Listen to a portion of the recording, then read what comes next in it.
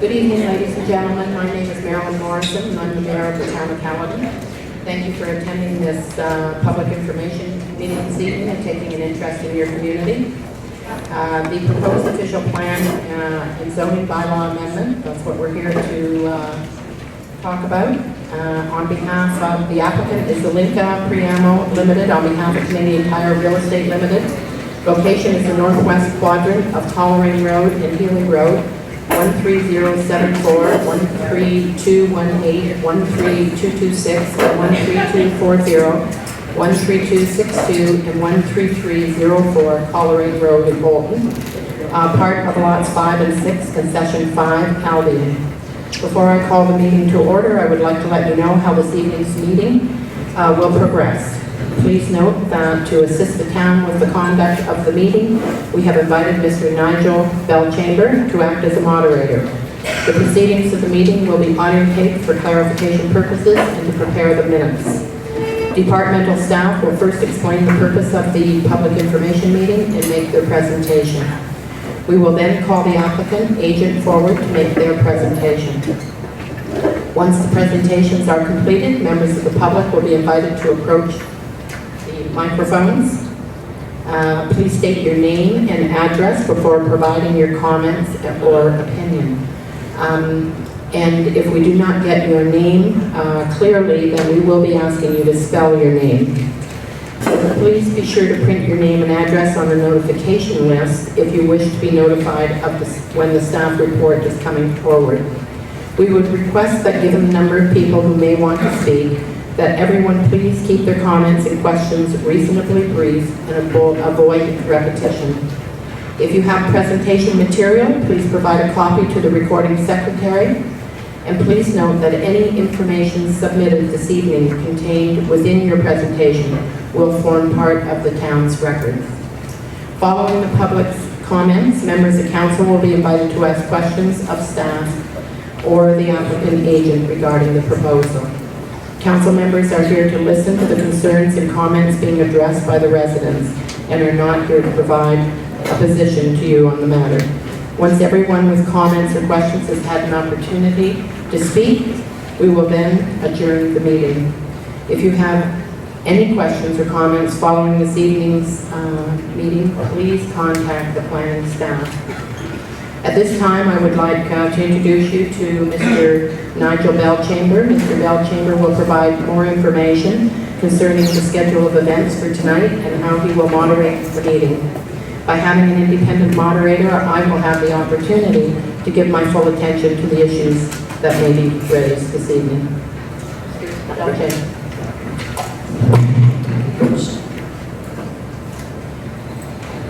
Let's hope that's all that goes wrong this evening. The second time I've got this to put seems to take a jump. Anyway, thank you very much, Your Worship. Appreciate that very much. Just for the benefit of those of you here, my name again is Nigel Belchamber. I do not live in the area. I have no affiliation at all with Canadian Tire, other than I bought a bicycle from them 4 years ago that I still have. That's about the extent of the affiliation, and occasionally buy gas from them.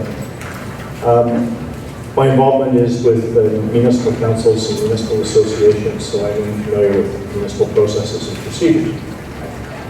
As the mayor indicated, I've been asked to moderate the public information meeting this evening in order that the mayor and the colleagues on council can pay their full attention to the input that's provided both from the proponents, from staff, and most particularly from you, the members of the public. That's the important part. And again, as I say, this is a public information meeting. There's information provided to you, the public, information provided to council by the public. So it's a two-way street.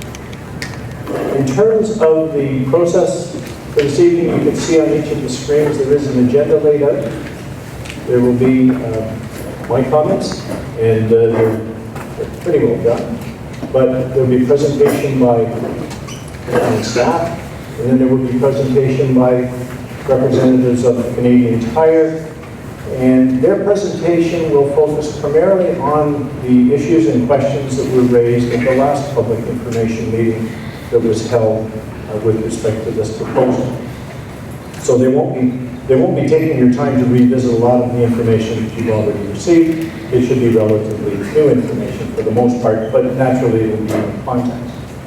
And that will take us approximately until 8 o'clock, and then there will be the opportunity for you to make public input, provide your comments, or to raise questions. And your questions can be directed to the proponents, or your comments directed to the members of council. At this point, council, like you, is here to listen and to hear. We're not here to be grilled by members of the public at this point. That's, in fact, if you wish to direct your thoughts on what you hear tonight to council, there's another opportunity at the council meeting where this issue will be considered once again, I understand, on June the 25th, where you can appear as a delegate. So there will be many opportunities, or at least one more opportunity, and many opportunities to see. The questions that you raise should be, and I'll mention this again, should be relevant to the proposal, and rather than issues that are peripheral to Canadian Tire's business or to other council business, it should be to the proposal at hand. So without further ado, and I will reinforce these messages later, I'll ask the gentleman to introduce himself from the town's planning department and to proceed with the town's presentation. Rob?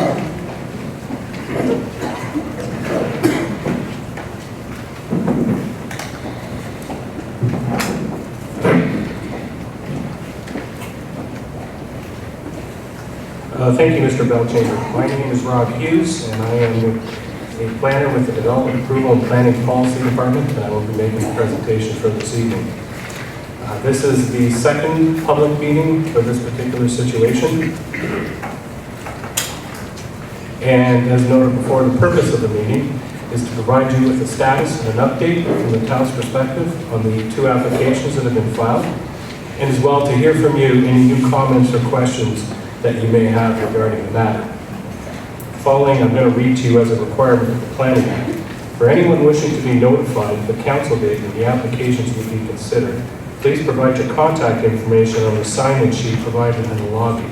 Please note that your contact information will form part of the public record. By signing above on the sheet, you will agree that the information is now part of the public record for these applications. And I will note that there is, as has been mentioned before, there is no recommendation or decision on the proposal this evening. We're here to hear from you and understand what your comments or questions will be. For those of you who are not familiar with the property or new to the situation, subject lands are located in the northwest quadrant of Coleraine Drive and Haley Road. The property is approximately 180 acres in size, and within the town's official plan, they're designated prime agricultural area. The lands, for the most part, are vacant, with the exception of a heritage home that fronts onto Coleraine Drive. In terms of surrounding uses, to the north and east, the properties are developed for industrial and employment uses, and to the south and west, agricultural, with some rural residential uses that are kind of spread throughout. This is a map that provides some context as to where the subject site is relative to other uses within the community of Bolton. So the yellow is residential that is located somewhat to the north and to the east. And then as you can see, surrounding the subject lands immediately to the north and to the southeast are employment or industrial uses.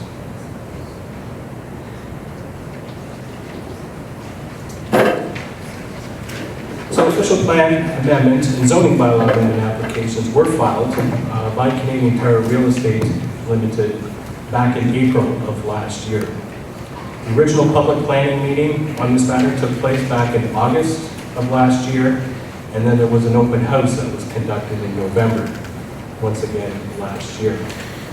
What the applicants are proposing to do is to create a range of employment and industrial uses on their site, but specifically they're looking to develop a warehouse distribution facility of approximately 1.5 million square feet. I'm not going to elaborate on the details of the application because they'll be making a presentation after me, so I'll just leave it at that for now.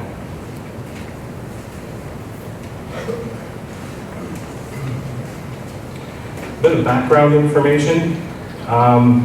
The lands form part of the South Albion Bolton Employment Settlement Boundary Expansion Area. This is a study area that's been reviewed for some time, dating back to 2004. And as you can see within the map that's identified on the graphic there, the subject lands have been selected for employment uses. This situation was endorsed by council back in November of 2009, and about a year after that, the town did file an application, a regional official plan amendment application with the Region of Peel regarding the employment settlement boundary expansion situation. In terms of the status of that project at this point in time, the next step is an Ontario Municipal Board hearing that is scheduled for the fall of this year to deal with the town's provincial conformity exercise. That is known as OPA 226. Once that matter has been dealt with, then the staff can move forward. If OPA 226 is approved, the region then has 90 days to process the the settlement boundary expansion area proposal, and then at the end, the regional council will make a decision.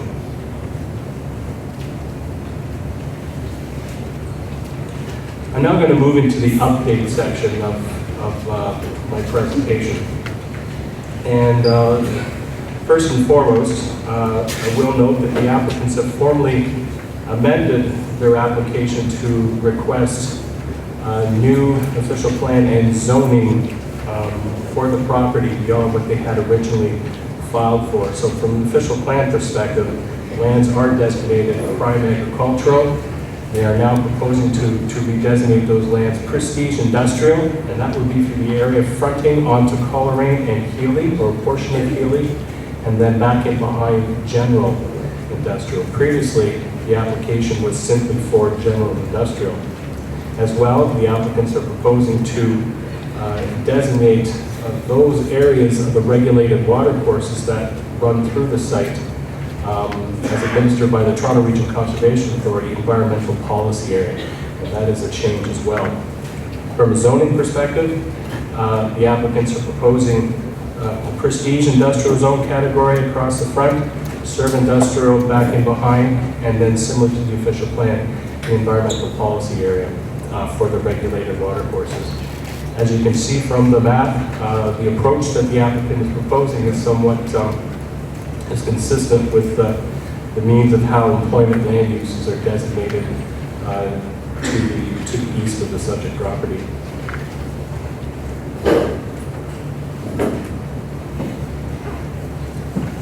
Since November, when the open house took place, we've had some updates on certain reports that have been filed with the town, as well as one new report, and I'll speak to the new report now. That is an air quality report. The purpose of the report was to review the impacts of the development on the local air quality within the Bolton area. It was a document that was reviewed by the Region of Peel Health Services, and there are some representatives here from the region that are here today that can speak to it if desired. What did the document conclude? Well, I'll quote directly from the report, that all relevant contaminants associated with diesel truck and employee vehicle operations at the site will be within the provincial air quality criteria near the distribution center. There was two exceptions to that were identified in the report.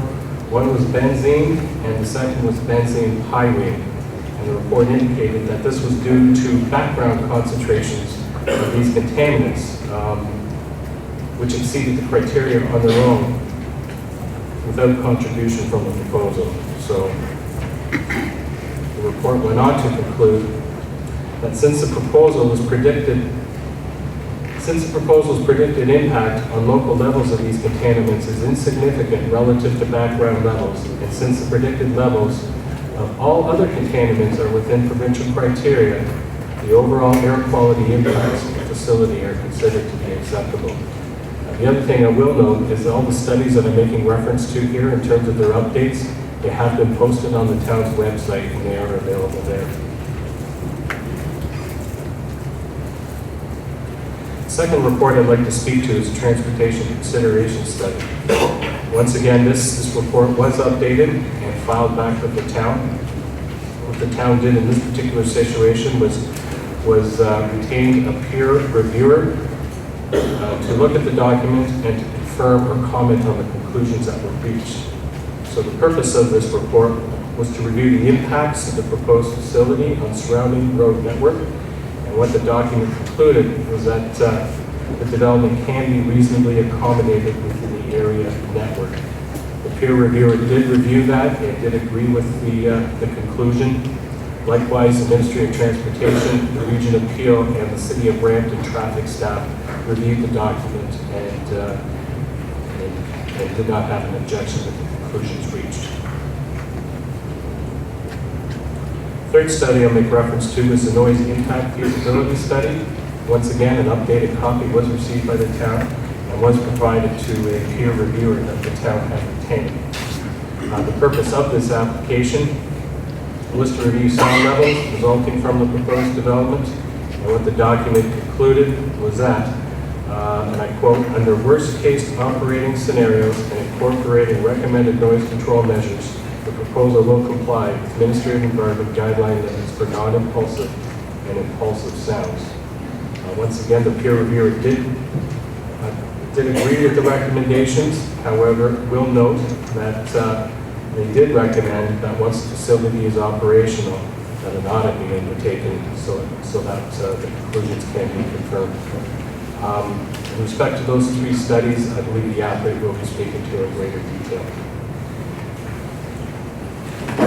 The next document I'll speak to is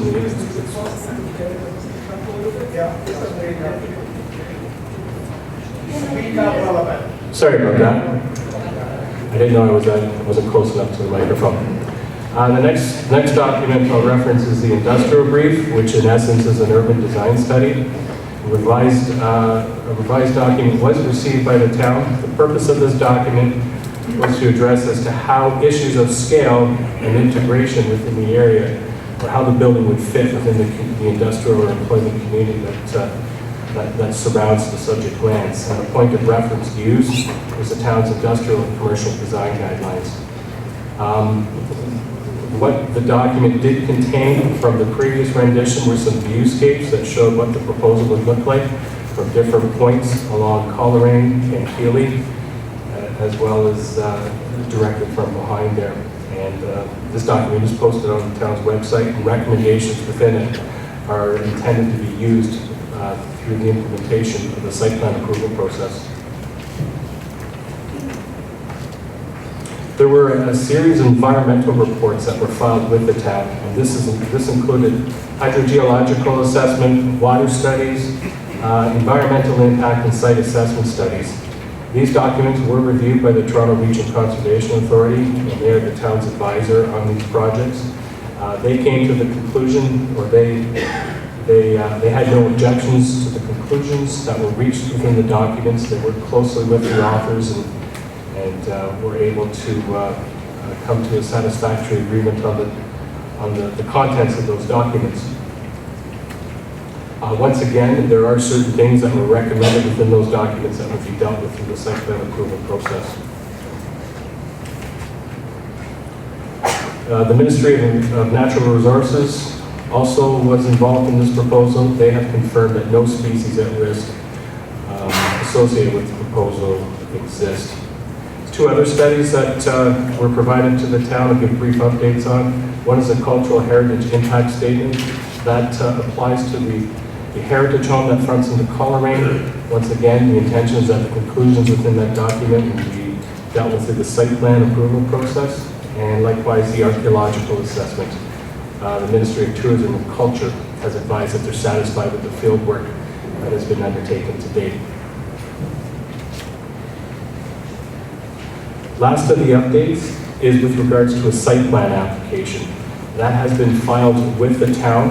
A site plan application is a document that provides all the details in terms of building height, building location, number of parking spaces, setbacks, landscape areas, landscape details, fencing, all those kind of all those kind of things. So that document has been filed with the town. It is available to view at the front counter and is currently in circulation and under review by town staff.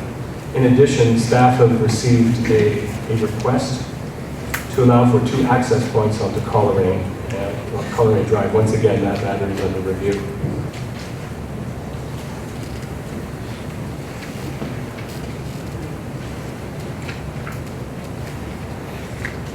That concludes my presentation. The next part here is part of our Planning Act requirements I will need to read out to you. In respect to notification, if you wish to be notified of the decision of the Town of Caledon in respect to the passing of the proposed official plan amendment and zoning bylaw amendment, you must make written request to the Town of Caledon, Planning and Development Department, 6311 Old Church Road, Caledon, Ontario. Appeal procedures: if a person or public body does not make oral submissions at a public meeting or make written submissions to the Town of Caledon before the bylaw is passed, the person or public body is not entitled to appeal the decision of the Town of Caledon to the Ontario Municipal Board. If a person or public body does not make oral submissions at a public meeting or make written submissions to the Town of Caledon before the bylaw is passed, the person or public body may not be added as a party to the hearing and appeal before the Ontario Municipal Board unless, in the opinion of the Board, there are reasonable grounds to do so. The planning report to be considered by Council is tentatively scheduled for June the 25th, 2013, the evening council meeting.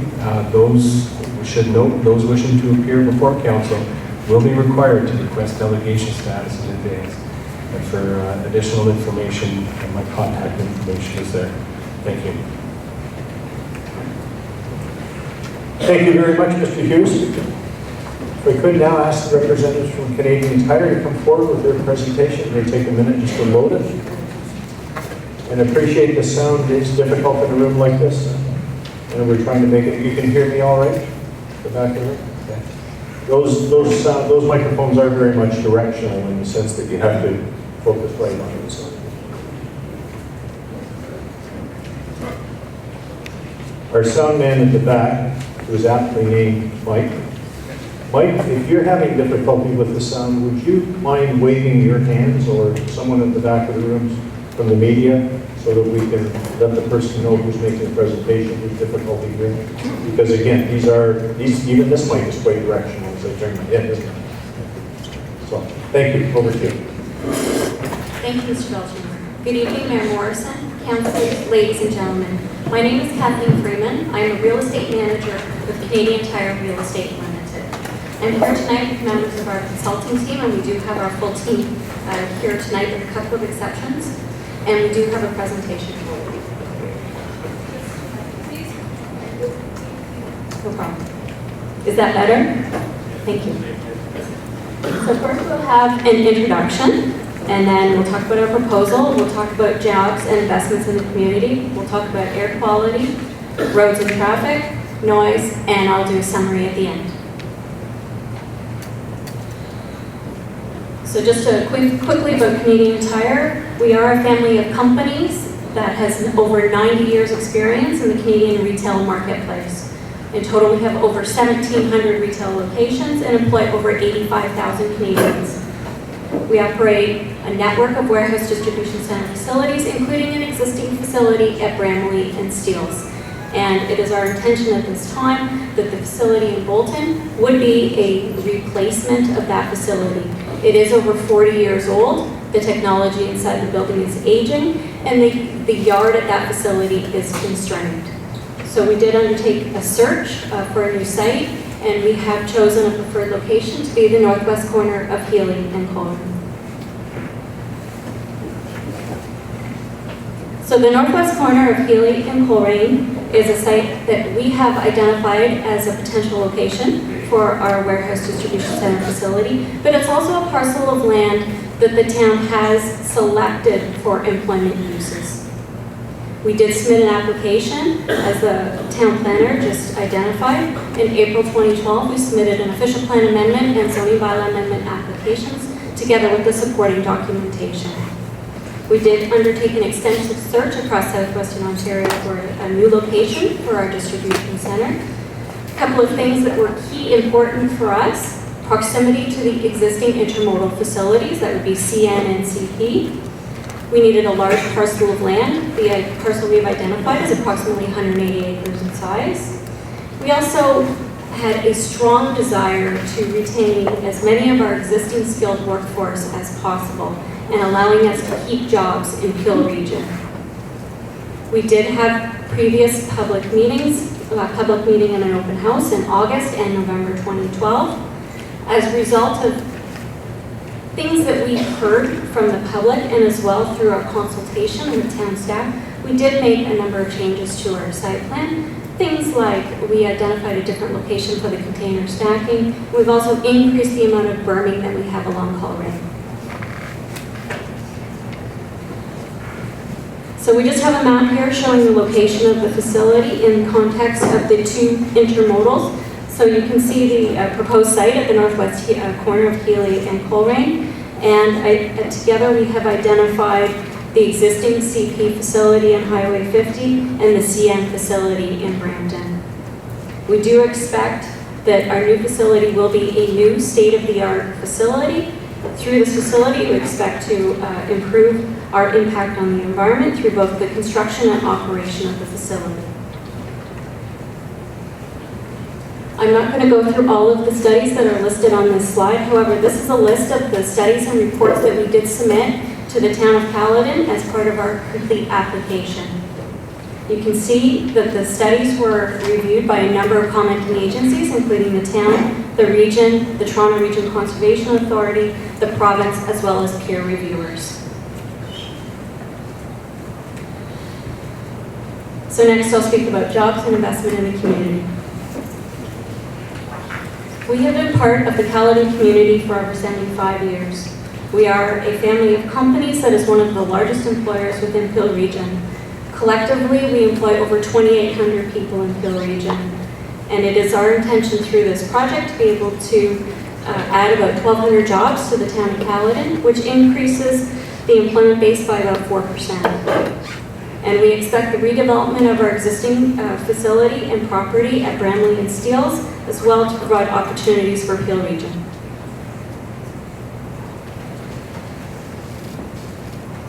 Our proposal is consistent with the town and the region's employment and growth objectives. If approved, we expect to have about 350 construction jobs, about $235 million in construction-related salaries and benefits, and a positive annual cash flow for the town. You can see on the chart here that we expect about $4.7 million in annual property taxes, and that would be going to the town, the region, and to local education. And again, we will be required to pay development charges. Those development charges are expected to be around $15.7 million, and again, that will be divided between the town, the region, and the local education. And we expect to spend over $710,000 in building permit fees. So next we'll talk about air quality. We do have Mike Lepage from RWDI. They were our traffic consultant, our air quality consultant, and I will ask Mike to come up and speak to you.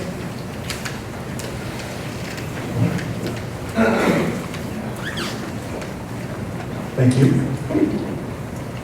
So my name is Mike Lepage. I'm a scientist with a company called RWDI. That company specializes in studying all kinds of weather-related issues, including air quality. I've been working in the field of air quality for about 32 years, and in particular, I've done a lot of work related to motor vehicle emissions and transportation corridors over the years.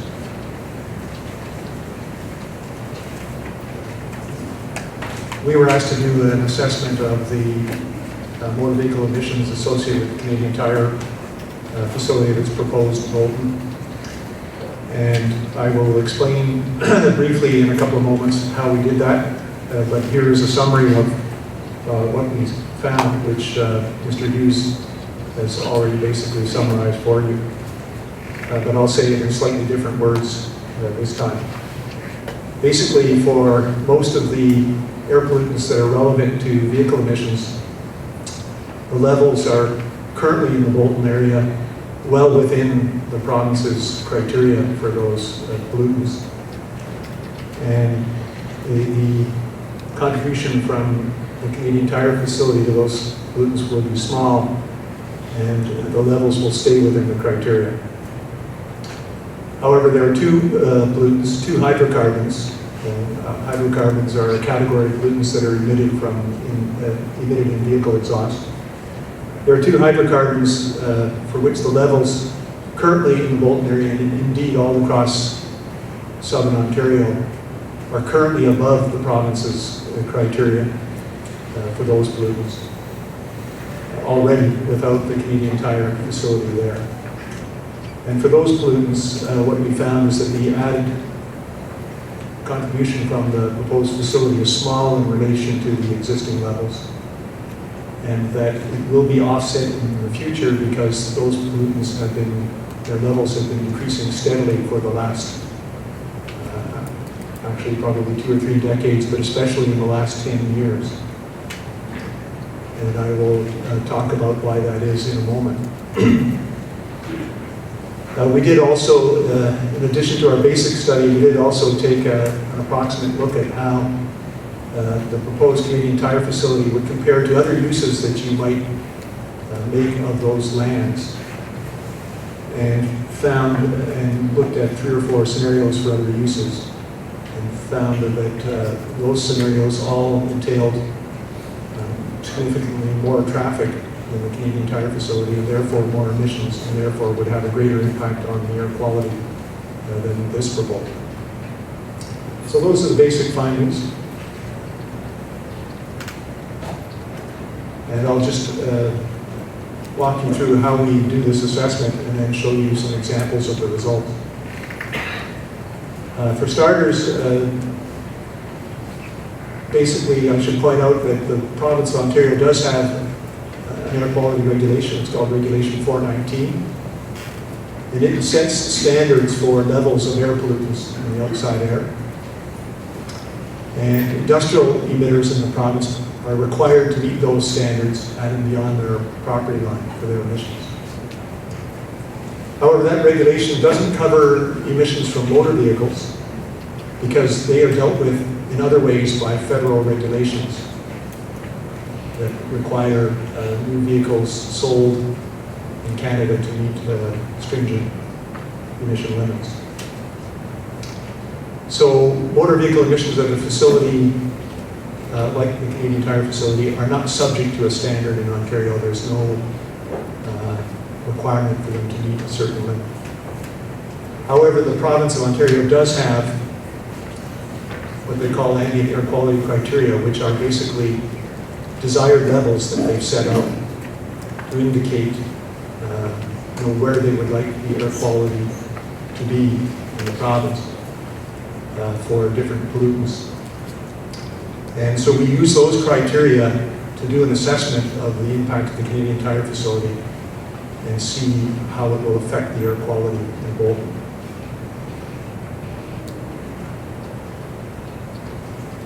The first step in doing this kind of assessment is to get a handle on what the current air quality levels are without the facility there. And then we do an assessment of what its addition to the air pollutant levels will be on top of the existing levels. Several years ago, the Ministry of the Environment did some monitoring in Bolton and concluded that the general air quality in the area was quite similar to what they measure at their long-term monitoring station in Brampton, which is about 15 or 16 kilometers south of Bolton. So we relied on the Ministry of the Environment's data from the Brampton site to establish what the existing air quality is in the area.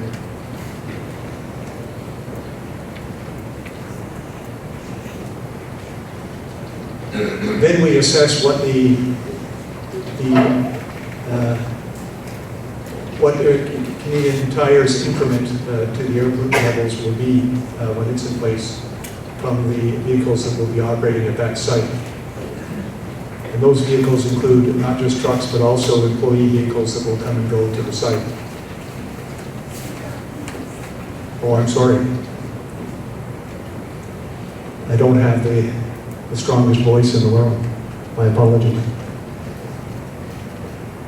To estimate the emissions, we rely on a software package developed by the United States Environmental Protection Agency called MOVES. It stands for the Motor Vehicle Emission Simulator.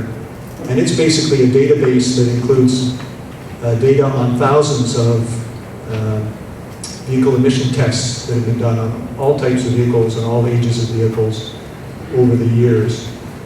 And from that software, we can extract a profile of emissions to represent an average passenger vehicle and an average heavy-duty truck on any time horizon. And the time horizon that we based our analysis on is the year 2016. And the thing to remember about that is that motor vehicle emissions are steadily declining because of the federal regulations. And as the years go on, we take more and more of the older vehicles off the road and replace them with newer, cleaner vehicles. The average emissions from those vehicles drop down, and they will continue to drop down for many years into the future. But we based our analysis on an early year in the life of this facility, 2016. The next step in the process is to take that emission information and put it into another software tool that predicts under different weather conditions how those emissions will travel off-site and disperse as they go. And then we can predict what the air pollutant levels will be at various locations off-site. And for that, we used a software package called AirMod, and these packages are referred to as dispersion models. And AirMod is the preferred model under the Ontario air quality regulations. And it's the regulatory model in the US as well. It's a very widely used dispersion model for these types of applications. And all of our analysis followed established guidelines established by the Ministry of the Environment and the Ministry of Transportation for assessing air quality impacts of transportation projects.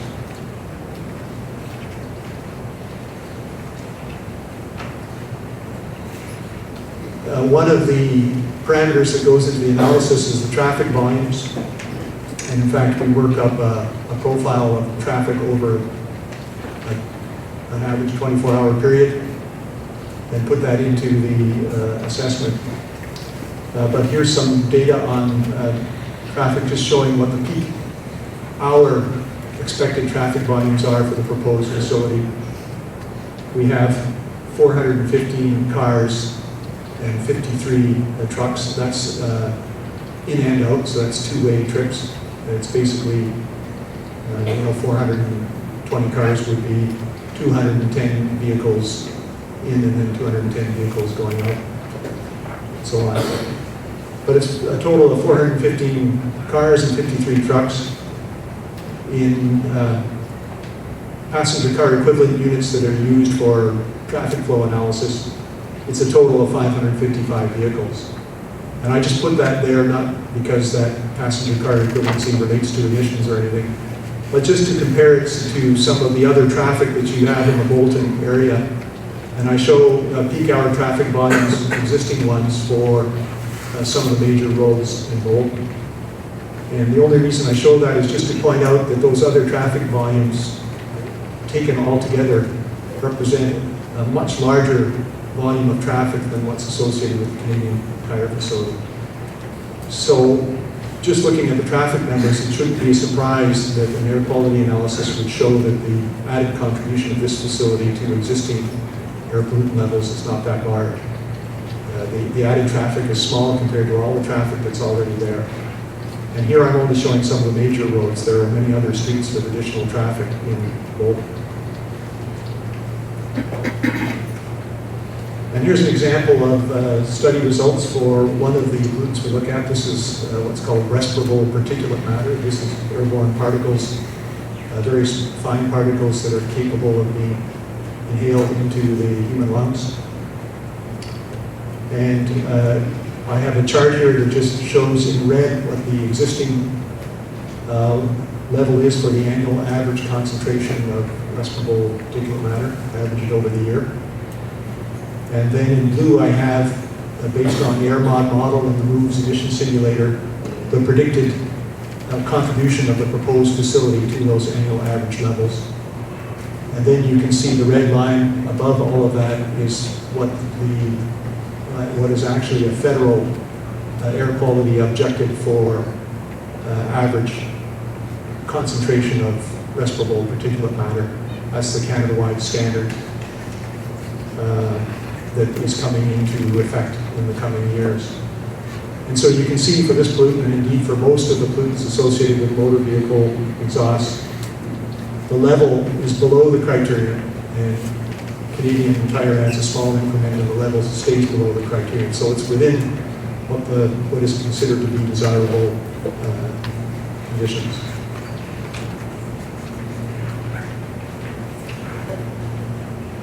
However, as I've already mentioned and has been mentioned, there are two hydrocarbons. One's called benzene, the other one's called benzoate-pyrene, for which the levels currently exceed the province's criteria. The one in this example is benzene. I didn't put a chart in here for benzoate-pyrene, but it looks similar to this. And you can see that the red, the existing or background air quality level, is above the criterion. And then you can see here that Canadian Tire's added contribution is very small compared to that background level. And I've also shown higher up on the chart the criterion that's used in most other jurisdictions for this pollutant benzene, other jurisdictions besides Ontario. Ontario uses a very stringent criterion for this contaminant. And indeed, most places in most populated areas in southern Ontario currently exceed the criterion. However, the benzene levels are declining. They've been declining steadily for the past 10 years because of the federal tailpipe regulations and many other regulations dealing with industrial emitters and other sources, and many other initiatives.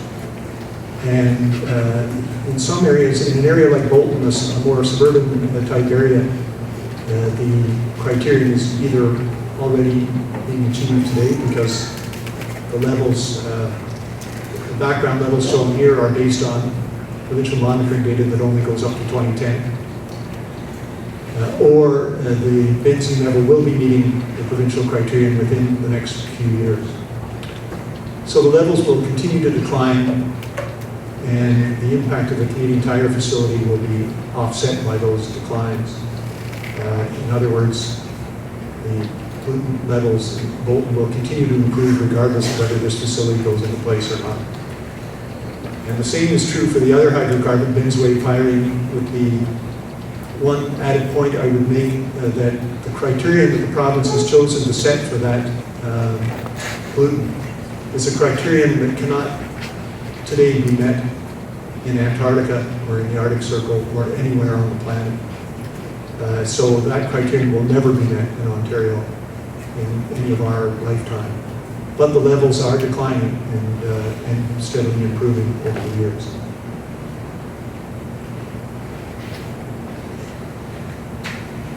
And here's an example of that decline. This is for benzene, annual average benzene levels at the Brampton site. And you can see since 2000 that the levels have been dropping. And by 2010, they're getting quite close to that provincial criterion, so they're heading down towards it. The federal government's regulations for on-road vehicles for these types of pollutants, the latest tier of those emission standards kicked in 2010.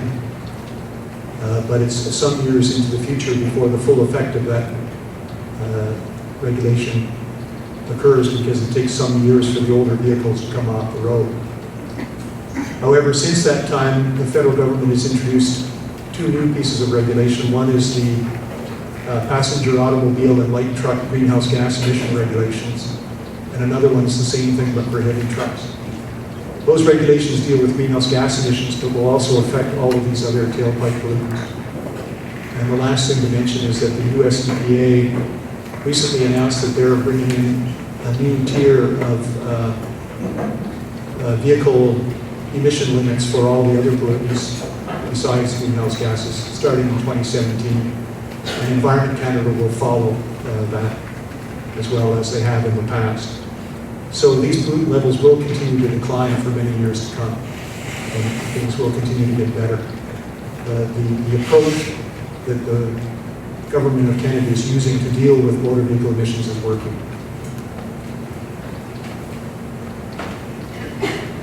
Now, I mentioned before that we did an approximate comparison of the proposed Canadian Tire facility to some scenarios for other uses that could be made of the site.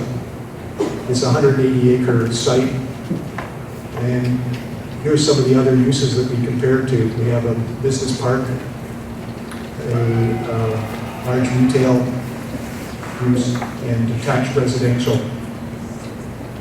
And what this shows is the traffic consultants projected peak hour traffic volumes associated with these uses. So this is the number of trips in the peak hour that each type of use would generate approximately.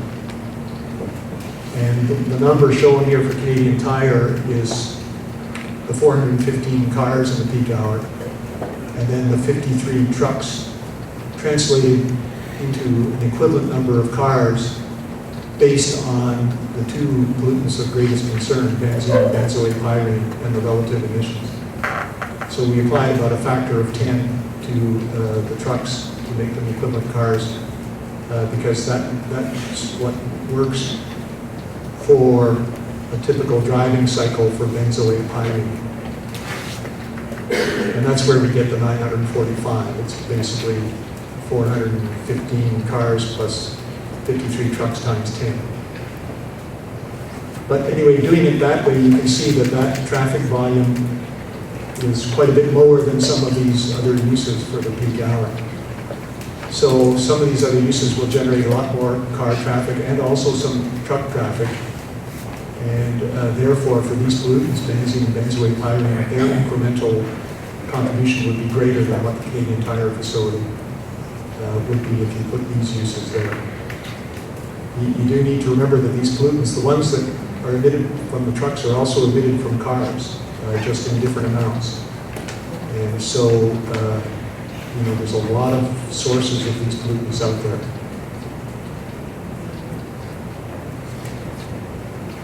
And so here's a chart showing what it looks like for annual average benzene. We've got the existing level there in red, and then we've got the contribution of each of those types of uses on top. And you can see how the uses compare. They're not a lot different from each other, but the Canadian Tire proposal is a relatively low one amongst those scenarios that we looked at. And I think that's all of my presentation. Thank you very much.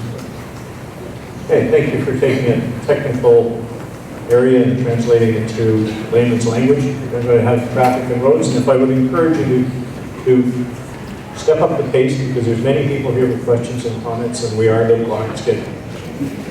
So we have Chris Middlebrough here from BA Group, the traffic consultant.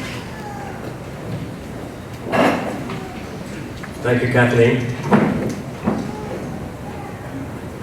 Just advance a slide here again. I won't repeat much of what has been said already. Again, I'm Chris Middlebrough, and I'm with BA Consulting Group. We're the authors of all of the transportation studies that have been submitted, and that's cars and trucks, obviously, for those who are interested. So we prepared the traffic transportation studies.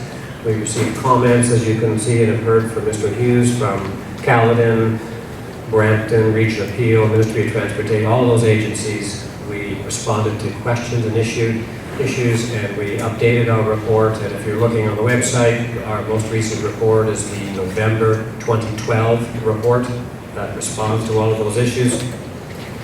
And I think in simple terms, as has been stated, based upon all of these agencies' reviews, they are satisfied with our study procedures, our recommendations, and our findings.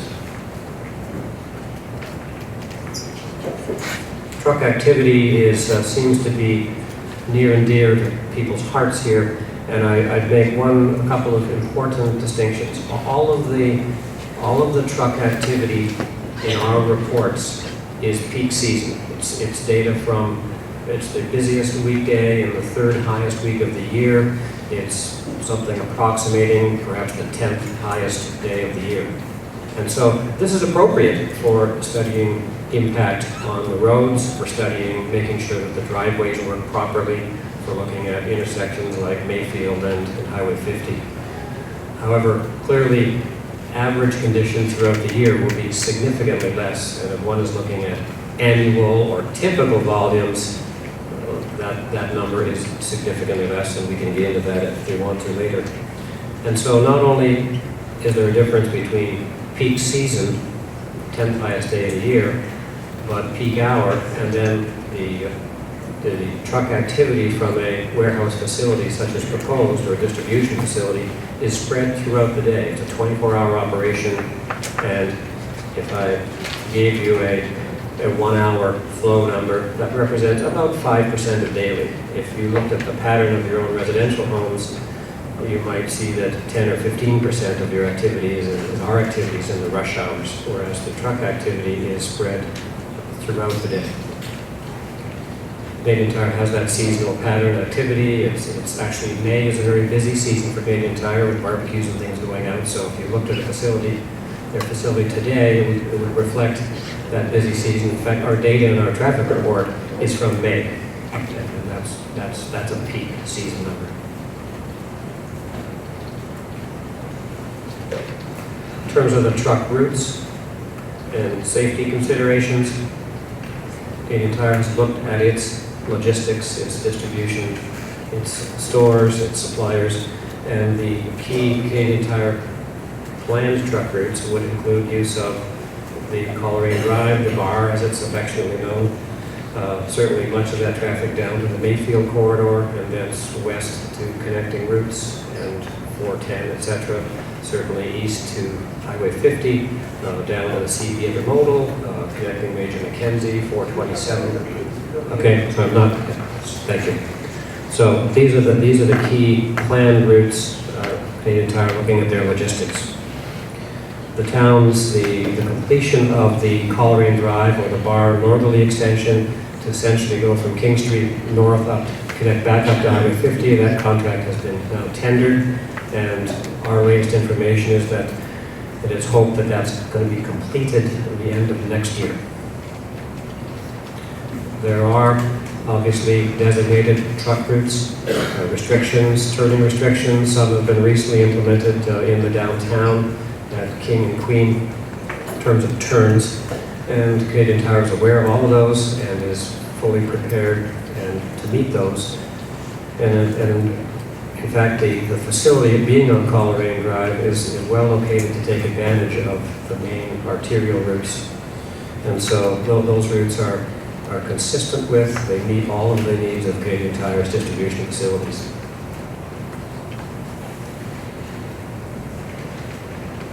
There are some comments here about trucking and safety. Canadian Tire has a safety and compliance team. They monitor their truckers' activity. They're considered a best in class in terms of preventative maintenance, and they certainly cycle their vehicles through both from an environmental and safety and operations point of view to be sure that they have very safe vehicles. So what are the summary conclusions of our report, our updated report? That the Canadian Tire facility generates quite modest traffic volumes. This is a big site, and so a number like 245 to 285 vehicle trips, equivalent vehicle trips in the rush hours when you and I are on the road network 7 to 9 in the morning, 4 to 6. It's quite a modest traffic number. And there are three principal reasons for that, and it's important to understand these. Number one, that overall, on a 180-acre site, it's a fairly low employee density, low number of employees compared to an office use, etc., obviously. Secondly, there are shifts that a lot of the employees work on. There's a long 2-hour shift, there are overlapping shifts, and these shifts are generally earlier than the typical rush hours on the surrounding road network. So there's a 3 to 4 o'clock peak shift, etc. And some of the environmental numbers are based upon the actual busiest single hour. We dealt with both the commuter hours and we had a sensitivity analysis for the busiest peak hour of the site. And just to give you a sense of capacity, can Coleraine Drive handle it? Coleraine Drive today is operating at about 40% of its capacity. We measured that down at Mayfield, where the busiest turns are, and 5 years out, and with allowances for residential growth and commercial growth in the town, that number would increase to about 55% of the capacity. There's lots of capacity on Coleraine Drive, obviously to accommodate the rest of the town's identified or selected employment uses. So I leave you with one key traffic factor that Mr. LaPage presented some traffic numbers from some business parks and some retail centers. What we looked at on a conservative basis was what were the traffic numbers in the town's original transportation study that looked at selecting these lands for employment uses. And the traffic generation numbers in the town studies that planned the area road network, and these were based upon a lower, a less intense manufacturing or light industrial warehousing. In the town studies, the traffic that was generated from the Canadian Tire site was about three times the traffic that I've shown you in terms of rush hour traffic for Canadian Tire. So the road network has been planned on, and the employment uses are being considered based upon traffic volumes that would be 3 times the site. So in summary, the town has spent millions of dollars on Coleraine Drive and the bar and its extensions. So the site is well located, as you've seen from exhibits, to take advantage of those routes. Widening of Mayfield, widening of Highway 50, these things are already committed and ongoing. And clearly we've concluded, as Mr. Hughes mentioned, that the traffic from Canadian Tire being 1/3 of the traffic that was planned in the town's own studies can be reasonably accommodated on the area road net. And I've just included a partial quote from the town's peer reviewer that based upon their review, comments from Region Peel, Brampton, Caledon, that their peer review that all issues have been addressed. Lastly, just you won't be able to see much on this slide, but I just put it up as an identification that there are major, all of the significant road improvements, the widening of Mayfield, etc., are scheduled, are independent of this application, and they make, as a result, the application ties into extremely well the planned road improvements in the area. Thank you. Thank you, Chris. So we do have our noise consultant here tonight from HGC Engineering, Petter, and I'll ask her to come.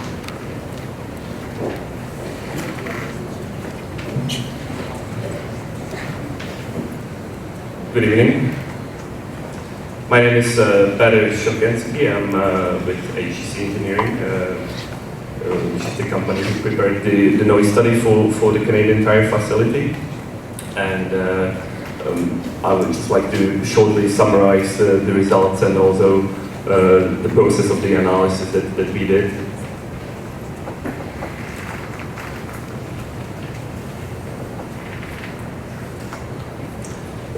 The noise study prediction model is very similar to the air emission model, so I won't repeat the details on how it's done. But in general, we use the computer model to predict sound levels from the facility and the surrounding residential locations. The resulting levels that are generated by our analysis are that compared to sound level criteria that are set by the Ministry of the Environment. And the goal of the analysis, of course, is to see whether the sound levels predicted by the analysis exceed or are within the limits of the ministry. There's one important aspect about our analysis, and that is that the analysis is done for so-called worst case operations scenario, which assumes that the noise at the site is and the activities are at the greatest, and while the background sound or the greatest activities occur during the quietest hour of the day. So in general, we are looking at the greatest possible impact caused by the facility.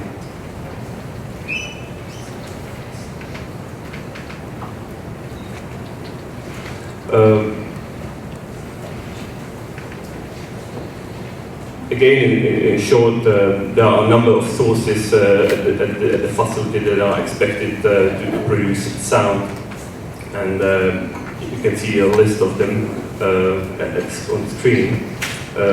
Generally, we looked at tracking activities that occur directly on the parking area, the truck movements within the site, the operation of emergency generator and air handling units on the roof of the facility.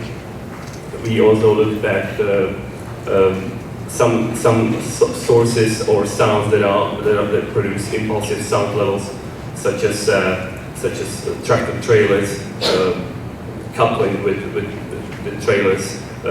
We also looked at other impulsive levels of forklifts, which are being produced by forklifts entering the trailers that are parked at the facility gate. And also we looked at sounds produced by stacking of containers.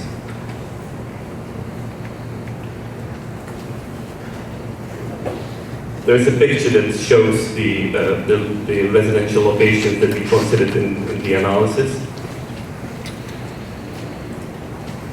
We considered 2 locations along Coloring Drive that are on industrial land. Then we also considered a point of reception that is south of the facility along Healy Road. There are a number of homes in that area. We also looked at other locations that are further to the south along Humber Station Road. And finally, we also considered a point of reception that represents the nearest subdivision residential area to the north of the site.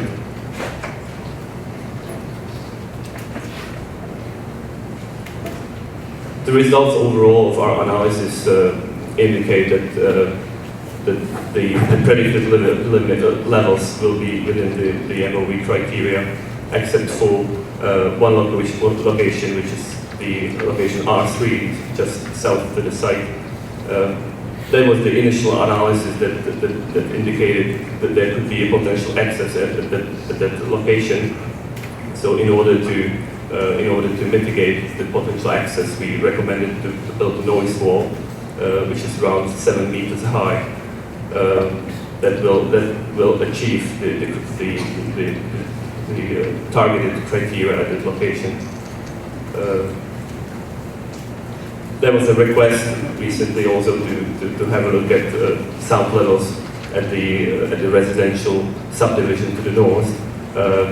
Our analysis shows that the greatest sound impact at that point will be approximately 37 decibels, which is well below the ministry, the sound level limits of the Ministry of the Environment.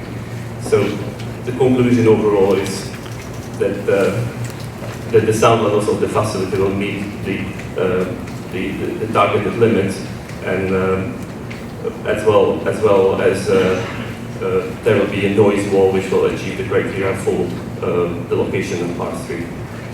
Thank you.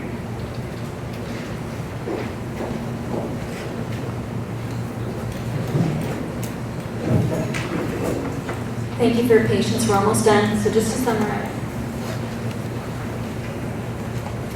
The proposed facility is consistent with the town and region's employment and growth objectives and will meet the growing needs of our businesses. We've been through a rigorous review process. We're committed to working with the town of Caledon and the region of Peel to keep jobs in this area. We're committed to the process. And from a zoning perspective, every study request has been completed and the conclusions and recommendations have been accepted. So just to recap, in terms of jobs and investment, create over 350 construction-related jobs and over 235 million construction-related salaries and benefits. In terms of air quality, the impact of the facility on air quality is small and will be offset in the future. In terms of traffic and roads, the proposed facility traffic activity amounts to less than 1/3 of the traffic that could be generated by other warehouse uses. And in terms of noise, the proposed facility will comply with the most stringent criteria set out by the Ministry of Environment at all residential locations surrounding the site.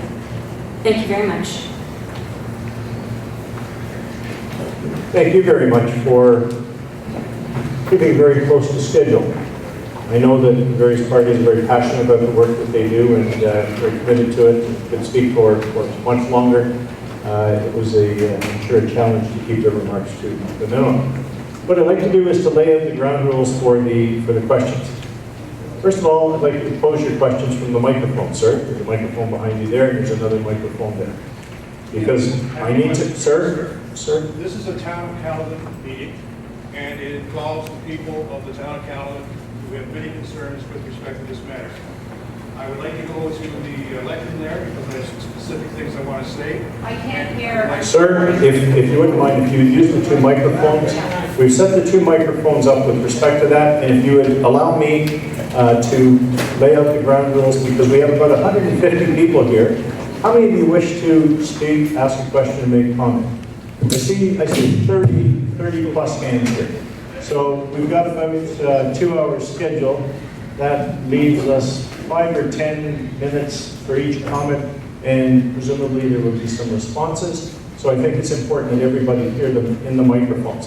That's number one, sir. Right. If you wouldn't mind, please, just give me a few more minutes, sir.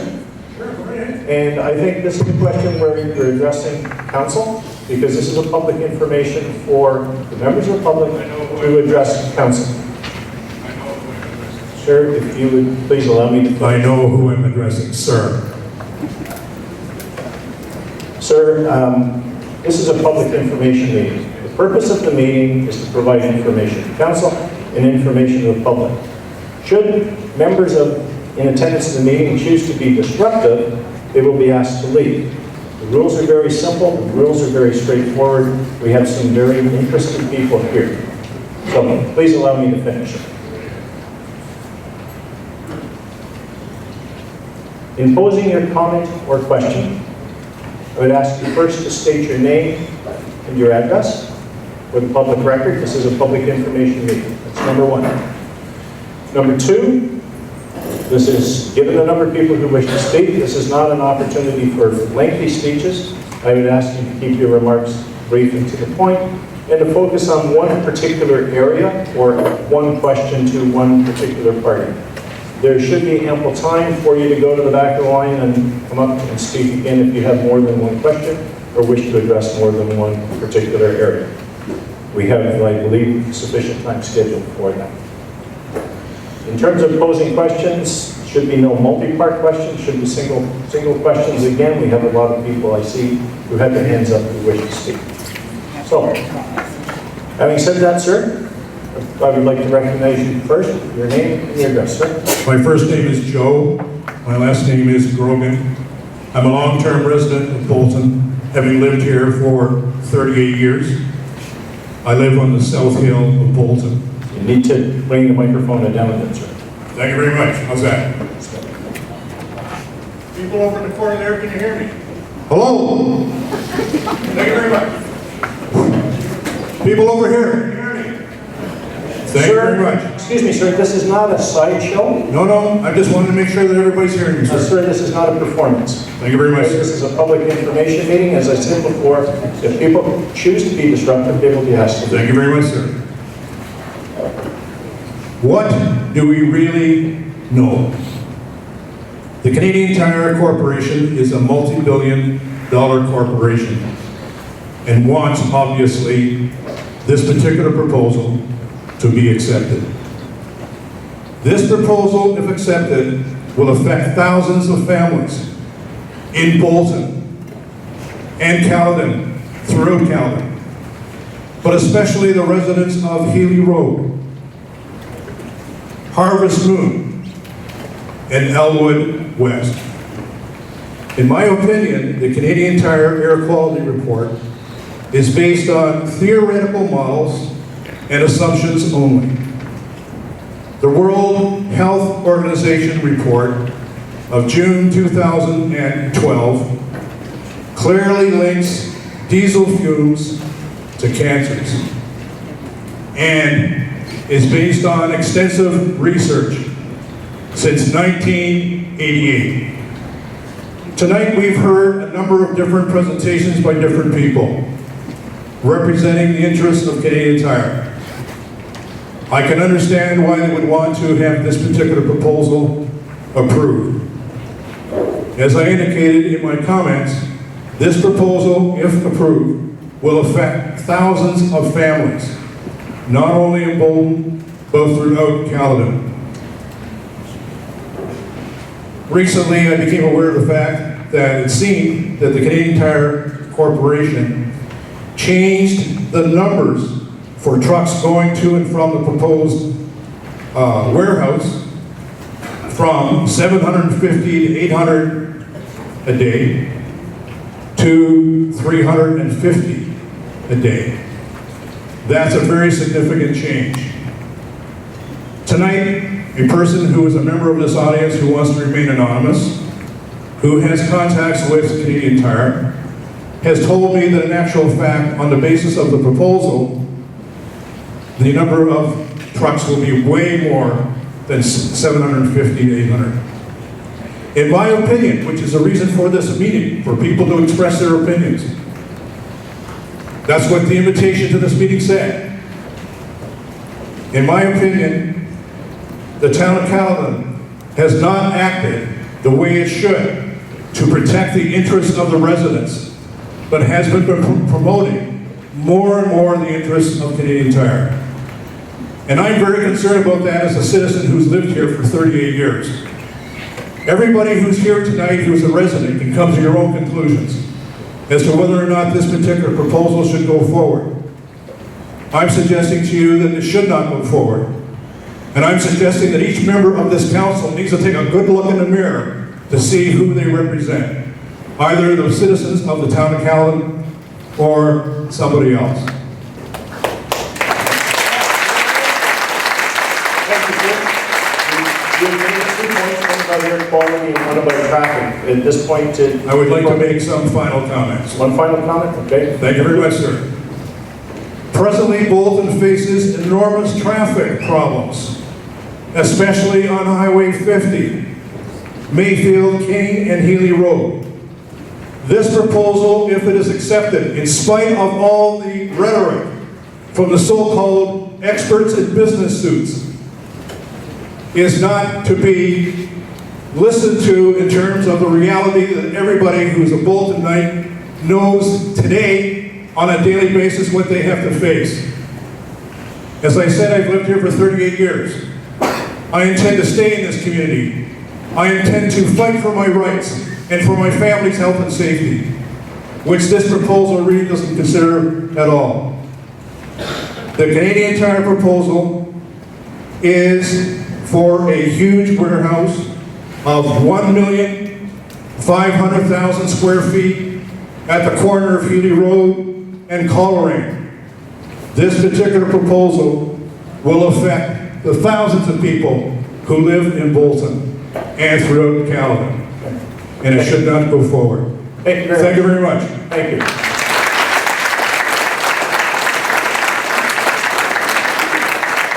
The speaker made reference to a World Health Organization report or data, also made reference to some other traffic volume data. Is there anyone who wishes to speak to the WHO? It's our turn. They had their turn, it's our turn. We take it over. Hello? I think it is You appropriate can take another time. just for a brief response because there were questions that were raised. This is normal during the public information meeting. Sir? Come on. And please keep it brief. Yeah, I was just going to say, I don't want to talk at length about the World Health Organization's position on diesel. Please make it loud. Position on diesel fumes. They did release a circular in 2012 that talked about the cancer risks associated with diesel fumes. No doubt about that. If you read that document carefully, you see that it's referring mainly to studies that dealt with miners working in underground mines in confined spaces where they're exposed to very high levels of diesel exhaust fumes. And the studies, the Ministry of the Environment is setting their criteria for pollutants like benzene, benzoyl, pyrene, has had to kind of extrapolate that information down to the much lower levels that occur in the outside air in the environments that ordinary people breathe. So the World Health Organization is very concerned about miners in underground settings, and that was the purpose for releasing that document. The other thing I should mention is that the studies going back to 1988 were mentioned. The diesel fumes that are coming out of on-road vehicles today are very much different from what they were in 1988. Since 2006, on-road vehicles, new on-road vehicles, diesel vehicles in Canada have all been outfitted with diesel particulate filters and or diesel oxidation catalysts. And since about that time, they've also been operating on ultra-low sulfur diesel fuel. So thank you very much. In a different situation today than in 1988. All right. And one other gentleman wishes? This is an opportunity to provide information to council. Sir, I recognize the gentleman at the microphone. We already started 20 minutes late. Yeah. I'm Dr. David It's Mott. just going to be longer if we give the gentleman a time. Sir, go ahead. Dr. David Mott, Medical Officer of Health for the Region of Peel. Sir, could you state once again, because I'm not sure everybody heard. Dr. David Mott, Medical Officer of Health for the Region of Peel. On the matter of reference to WHO statements on carcinogenic properties of diesel exhaust, it is indeed correct that the International Agency for Research on Cancer, or IARC, which is a component body of the World Health Organization, last year reclassified diesel exhaust as a carcinogen, with particular respect to cancer of the lung.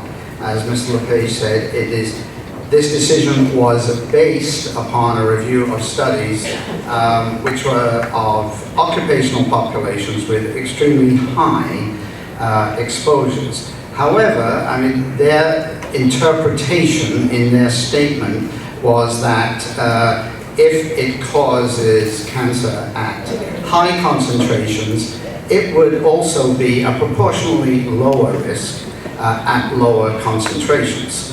And that is standard for interpreting these kinds of studies in the area of cancer.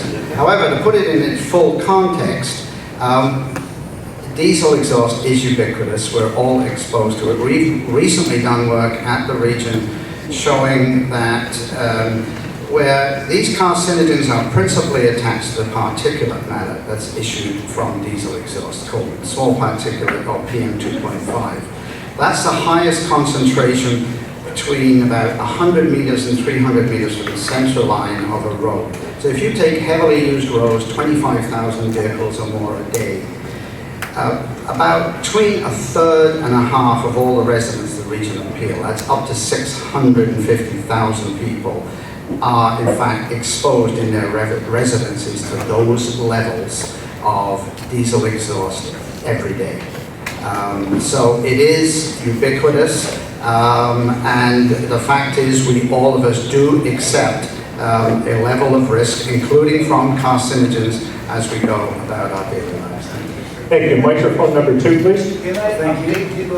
And sir, if you would, sir, I'm sorry. Sir, we need to have people address the group from the microphone. I'm sorry. Microphone number 2, please. My name's Terry Groves. I live at 4 Richelieu Court and a very concerned Bolton resident. I just want to say today that yesterday, today, and tomorrow, my health and safety is not for sale. It never will be. I'm not going to put a price tag on my health and safety. Just before I arrived here, of course, some concerned residents also, sitting by the double doors, a family. They had a big truck accident at McEwen and Simpson. Of course, very badly injured. And you know what? They're also not going to put a price tag on their health and safety also. I think that it would be an extreme dangerous thing for Canadian Tire, for the town to bring this depot in here. Of course, already a few towns have turned Canadian Tire down. Of course, the Brampton Council are glad that they're leaving Brampton. And here we're just open arms with this trucking depot, which is going to be a complete disaster in our town. I want to know if each council member is in agreement today and will tell the public and tell the media that if you guys are willing, next year is the election, if you guys are willing to put this to a referendum that wouldn't cost you a dime more. Are you guys willing to do that? And put the democratic right back into the people's hands? Sir, at this Are you going to point, just sit there and be quiet as you were the last time I delegated? And this meeting should have been held in Bolton. Half of the people are not even here because of weather, time, and everything else. And we had to bring it over to Caledon East.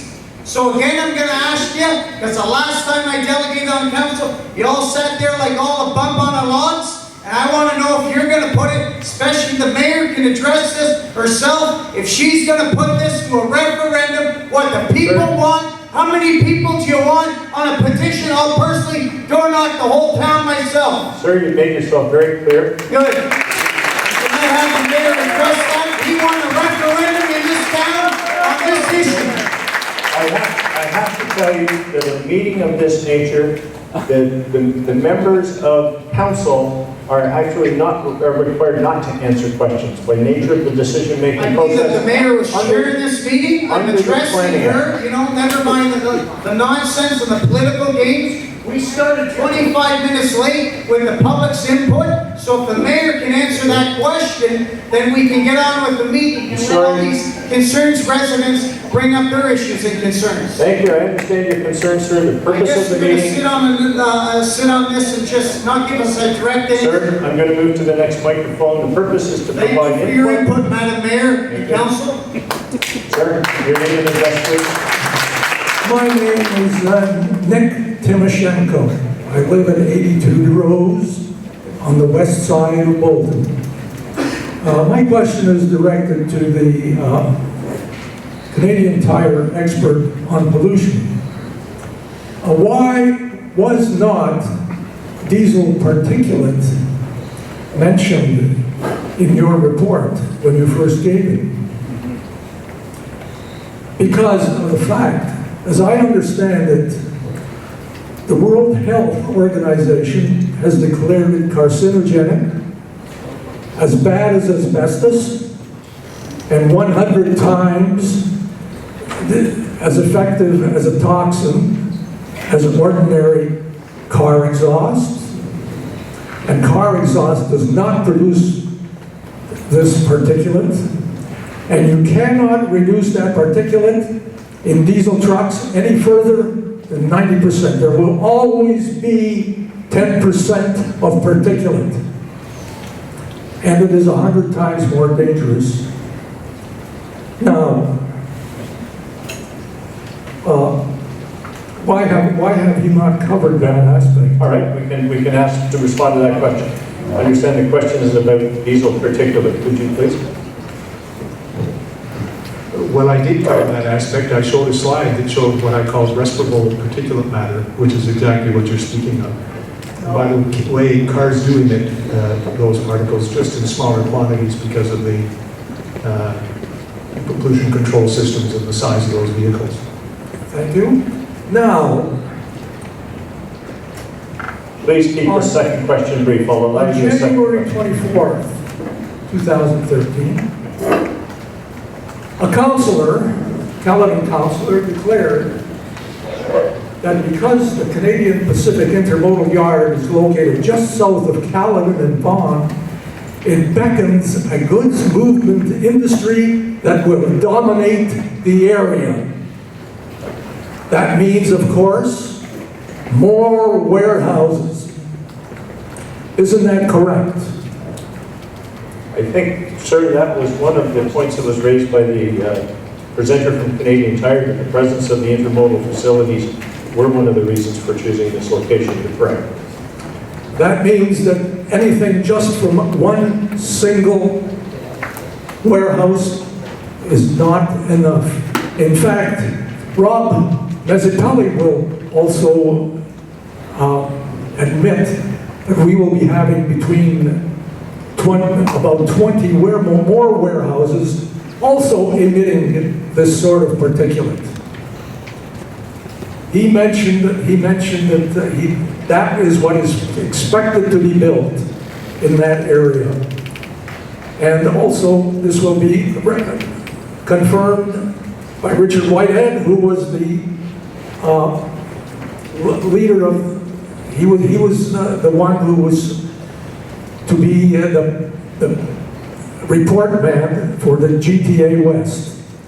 He also told them that they would build industry there because the warehouse industry, because they could not get any other type of industry.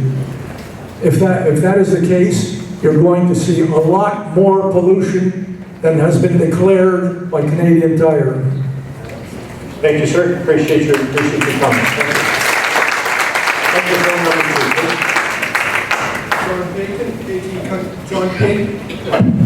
John Payton, 18 Countries Road Crescent. Thank you.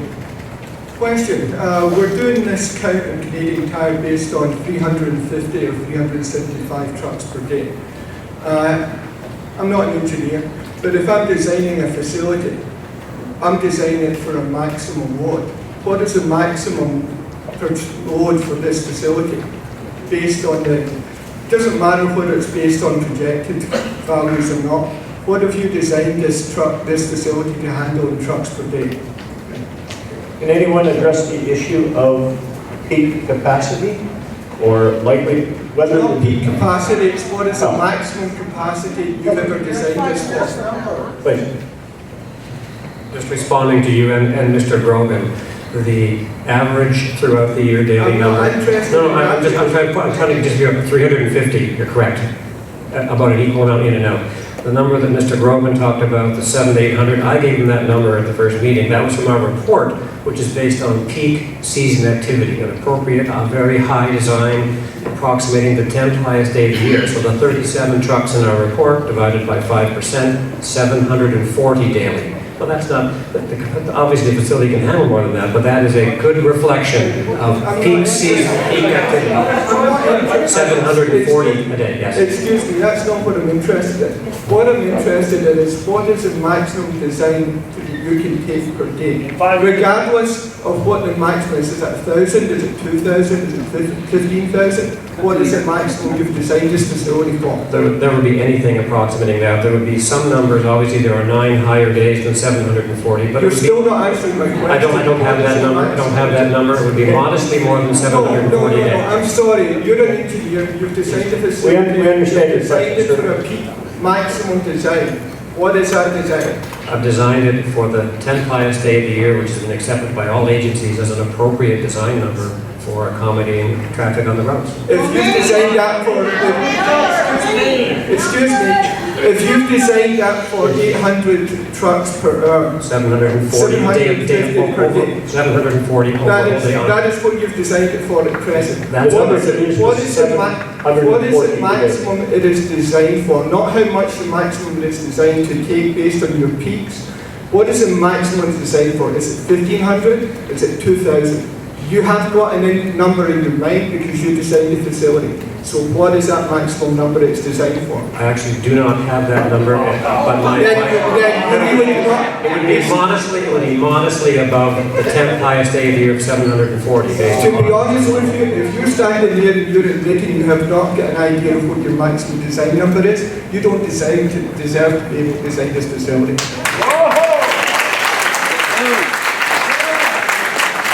I would ask the representative from Canadian Tire, is it possible to provide a number that would indicate the maximum?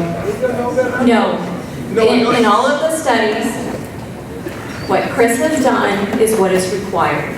But that's still, I'm sorry.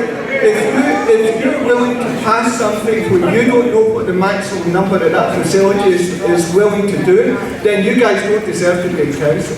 It's that simple.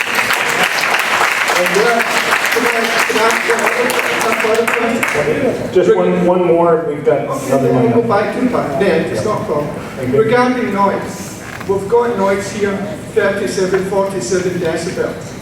Now, could the gentleman that's doing the noise study, could he please explain the difference between 47 decibels at 4 p.m. in the afternoon and 47 decibels at 2 a.m. in the morning? There's a hell of a difference. I think the gentleman did describe the limit for night and day. Would you care to do that in terms of the acceptable day and acceptable night limit? I believe it was 50 and 45 minutes? Yes. And Pedro and I work together. We're at the same company, so I'm just going to answer the question on behalf of the company. Yes, it's actually 50 decibels during the day, 45 at night. But since the activity at the facility is assumed to be equal at night as it is in the day, it's the night that governs. Yeah. So when I've got no background noise, 50 decibels at 2 o'clock in the morning when I'm trying to sleep with my windows open and I've got trucks reversing and coupling up, it's going to sound like somebody shooting off a shotgun compared to what it would be through the day at 4 p.m. Correct? No. First of all, the number wasn't 50. It was 45, and it's 45 that it meets at night. In the daytime, the limit is 50. We're well below that because you probably won't even notice it much during the day with the traffic. I understand what you're saying. At night, the criteria is lower to account for things like that. And these limits have been set by the Ministry of the Environment as limits below which people would not usually have an adverse reaction. All I'm asking for is I'll ask the council, are you willing to live next to a facility where they're reversing and banging into trucks at 4 o'clock in the morning when you're trying to sleep with your window open? And you're not going to try and tell me that doesn't affect anyone? It doesn't affect you if you've got double glazing. Does the council want to pay to upgrade the glazing in my house? Yeah, some people are bothered by any sounds. You'll hear sounds from the road, you'll hear sounds from a facility. These are very, very low levels, they're stringent levels set by the Ministry of Environment. Sir, you've made your point very clearly. I'm going to move to the next microphone. Thank you. Thank you. Annette Groves, resident 163 Market Crescent in Bolton. I just wanted to raise a couple of points, and some of them have been raised, but just to keep in mind, we're talking about today. We need to consider 5 years from now, 10 years from now. Today it's 740 trucks a day. 5 years from now, what will it be? Because Canadian Tire certainly will be expanding. You talked about noise level. I just want to draw your attention that the residential area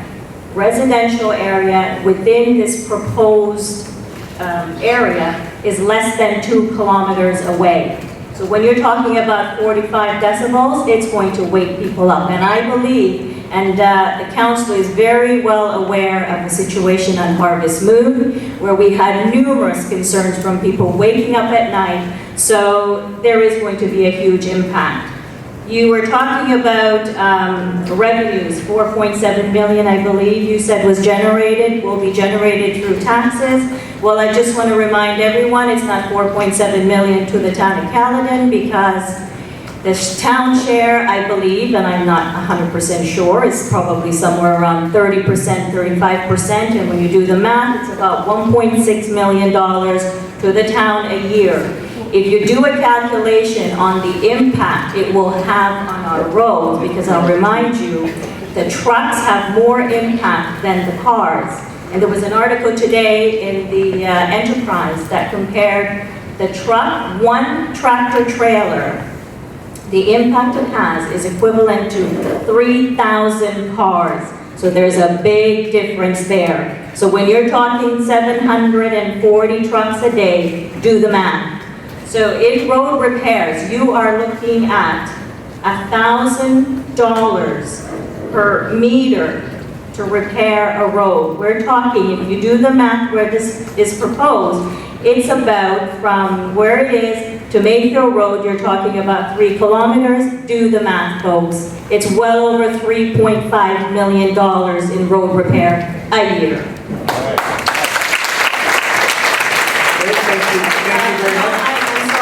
You have one more short point? I do. I want to touch on the health issues. Very quickly. No, I want to touch on the health issues, and with regards to the World Health Organization, I will read from their report in 2012. And the IRCA concluded, it's a committee that was commissioned by the World Health Organization, and you said this is related to minors. It is not. It is to truck traffic and trucking. After a week-long meeting of international experts, the IARC, which is part of the World Health Organization, today classified diesel engine exhaust as carcinogenic to humans, Group 1, based on sufficient evidence that exposure is associated with increased risk of lung cancer. Now, these are experts, these are scientists, these are doctors who are on these organizations. And I will just read also from the Sierra Club, the diesel engines currently in use in Canada are one of this country's dirtiest transportation modes and most visible source of air pollution. The majority of Canadians are exposed to diesel exhaust and toxic diesel particulate matter, often at levels that exceed those that have been shown to be damaging to human health. Children and highly exposed occupational groups are particularly at risk. Canadians deserve cleaner, healthier air, and we can achieve this by taking action now. People in Bolton deserve cleaner, healthier air. We don't need to bring in diesel fuel. Thank you very much. I'm sorry, if you go to the back of the line, we've got a number of people. But I do have, there was one new item that you raised that I think is worth addressing, if it can be addressed. It is the issue of whether or not this level of truck traffic will cause significant deterioration to the road. I think you used a figure of $1 million, I think was the revenue figure for the town. You indicated $3.5 million road deterioration a year. Is there anybody here who can actually speak to the impact on the road of that level of truck traffic and whether or not that is an issue? Smoke and mirrors. Well, with not presenting. We ask the region to answer that question. Pardon? We would like the region to answer that question. You'd like to? The region appeal to answer Region that. appeal, is there anyone here from the region appeal who can speak to that issue? Sir, if you wouldn't mind quickly coming up. And I don't believe this is Emil Cole. Yeah.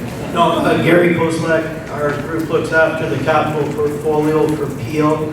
To give you perspective, the resurfacing cost for all of the roads in Peel region is about $13 million a year. So the numbers that were put out earlier are completely out of whack. The impact of trucks do have more of an impact than cars. Obviously, when they brake at intersections, you get some rutting. But typically, the resurfacing of a road with a lot of truck traffic, maybe once every 10, 12 years on a residential road, it might be something like once every 20 years. So it does vary. If I may respond to that. No, I'm sorry. No, I'm going to, excuse me, sir. I would like to respond to that. No.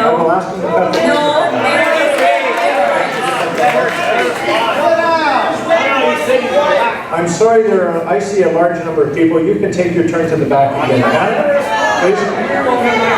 With all due respect, I would like to hear the answer to that question.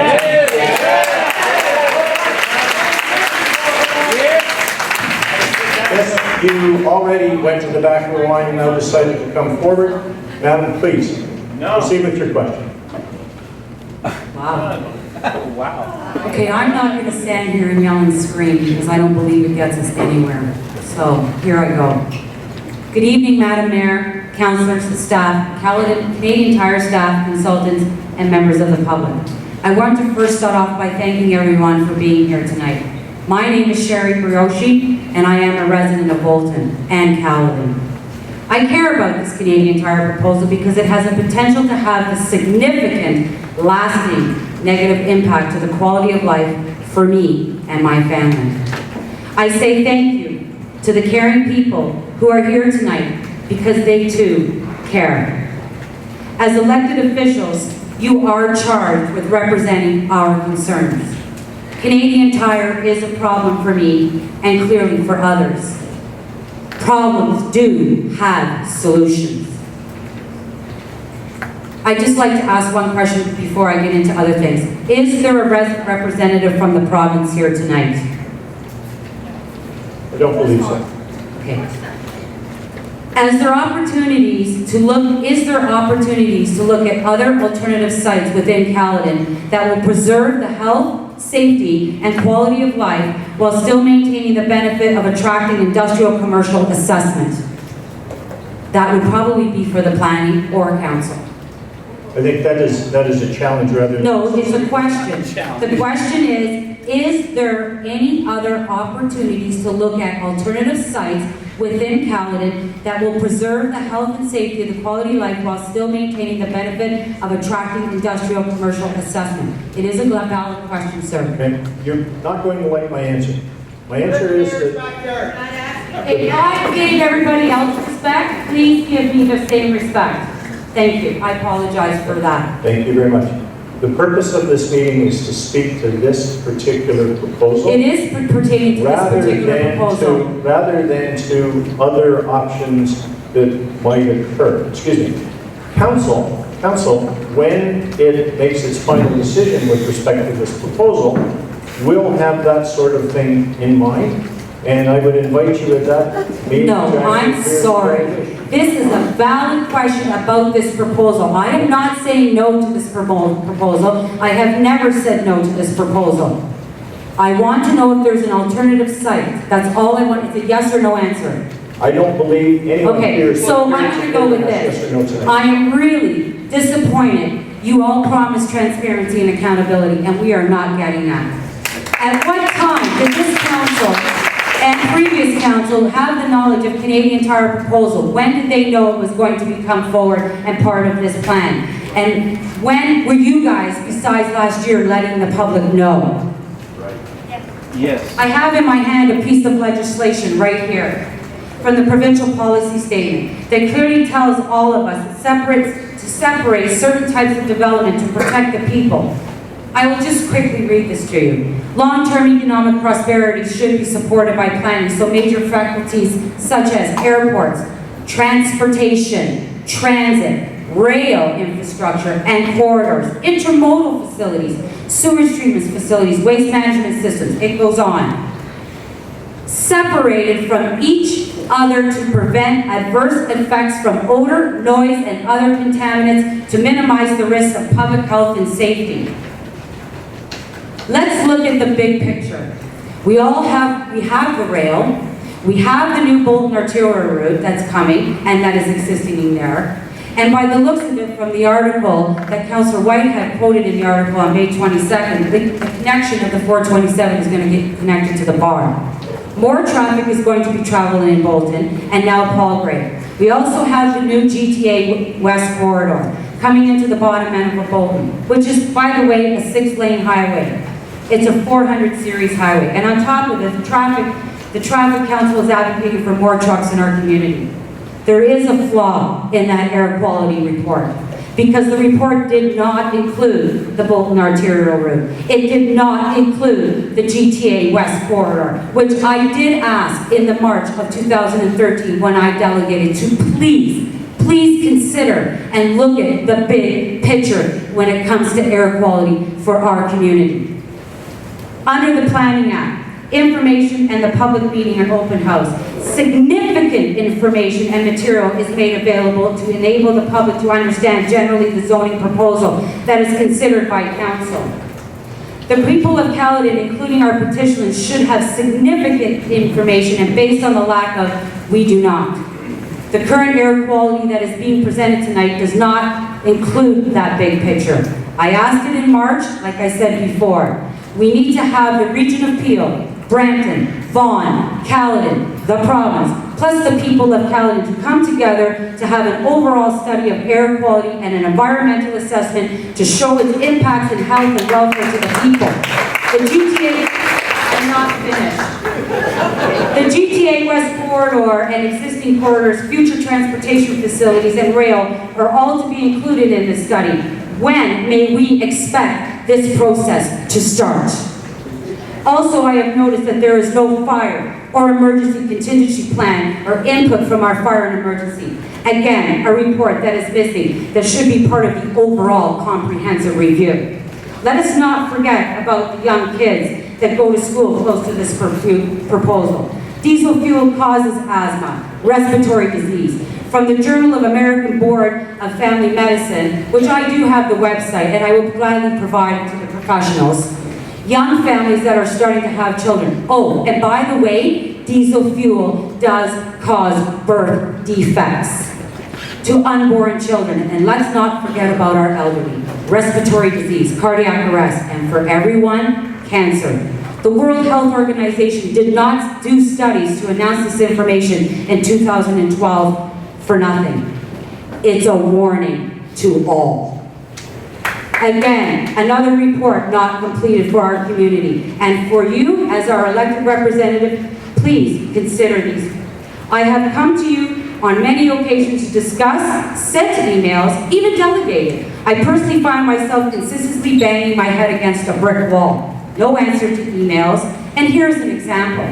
On February the 13th, this is for transportation. I asked via email to Lalita Pare, Senior Development Planner of the Town of Caledon, for the revised transportation study dated 2012. In the email, I did ask, what is the kilometer distance that determines road versus rail? Not all those trailers are going to run to rail. I worked in the industry, I know it will not. What is the cost factor? Where are the maps that include the transportation going in and out of this transportation study? To the north, to the northeast, to the northwest, to the west, to the 400 highway, to the 410 highway, and to Highway 10. Today, I have not received anything, no correspondence, and no updated transportation study. Now, going back to the legislation, to the provincial policy statement that I previously mentioned, and based on that act, you have 4 major factors that represent not good planning. You have the Bolton arterial route, you have the major corridor, you have rail, and you have a transportation facility, and possibly more on the 440 leftover acres. All 4 of these components are massive risk to public health and safety and our quality of life, also yours as well as mine. Remember, like I said, not all those containers are going to go by rail. Mayor Morrison, you have mentioned many times in articles that our concerns will be addressed during the site plan stage. Let me kindly remind everybody in this room. In the Planning Act, under Chapter 41, subsection 12, we do not have an input. There's a 30-day period between the municipality, the landowner, or the proposal. As clearly says, we do not have a say. Only the developer and the municipality. It is too late for the people to challenge this decision through an OMB process. A full comprehensive review for this proposal is critical and crucial for the health and safety of our community. This piece of paper that I printed off in the Town of Caledon's website, which is your link to the Canadian Tire, which gives us all the reports, okay? Still to this day, there is 7 reports that we do not have access to. I have to file an FOI to get it. Now, it does say that under the Act, that you must provide all significant information. When I have to file an FOI, why do I have to file an FOI? This is our community just like it is yours. Absolutely.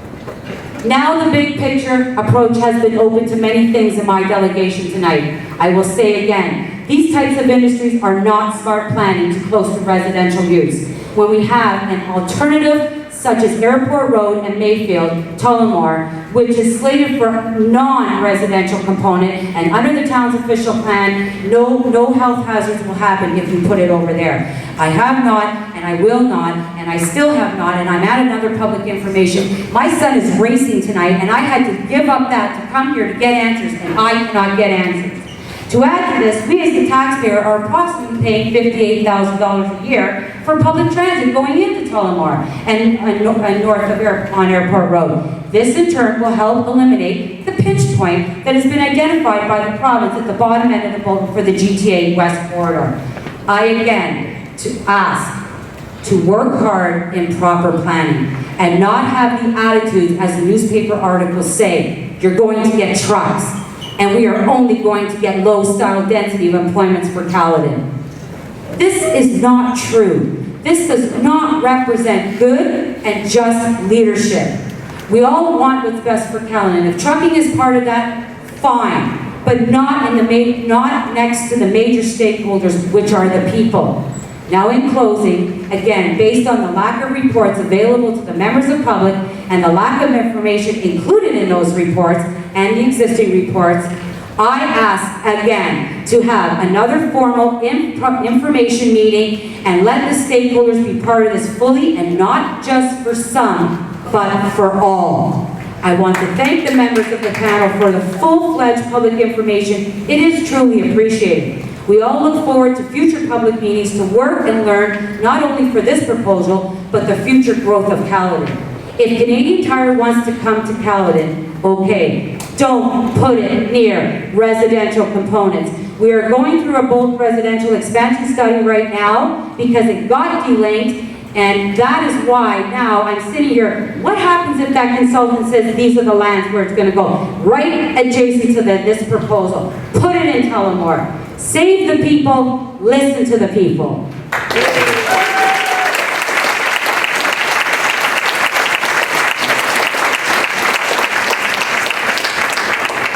Ma'am, thank you very much for a well-prepared and well-presented presentation. Would you be kind enough to leave with the municipal staff a copy of your presentation so that they... I don't have an extra copy, but I can gladly give it to our council, Rob or Patty, that's very close, and they can in turn give it to them so my questions can finally get answered. I think it's important to get it to the staff as quickly as possible. I have no problems with that at all. Okay, thank you very much.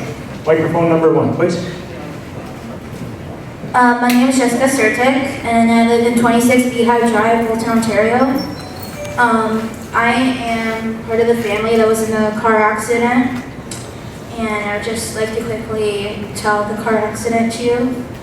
On August 21st, 2012, around 8:12 p.m., my mother and my sister were driving along Simpson and McEwen in order to run some errands at Walmart. Coming along McEwen was an 18-wheeler truck which needed to make a right-hand turn onto Simpson. Even though we had the right-of-way, the truck driver failed to yield at the stop sign, making a wide right turn, which had caused him to collide into our 2003 Nissan Murano, hitting the driver's side door and totally making the car a write-off. Right away, both myself and my mom began to experience intense pain and needed a paramedic to be called. But the truck driver did not know one word of English, nor did he have his license on him or how to dial 911. On the scene, 2 paramedics and 2 police cars had arrived, taking myself and my mom to Brown Pacific Hospital, while my father and my sister were driving behind. When my mother was in the ambulance, she was having such a chest pain that the paramedic had to give her an aspirin, thinking she was having a heart attack. Upon arriving to the hospital in neck braces and back supports, I wasn't seen until 6 o'clock in the morning, and my mom wasn't seen until 5:30 a.m. in the morning, nearly 6 to 7 hours before our accident, which was 9 o'clock.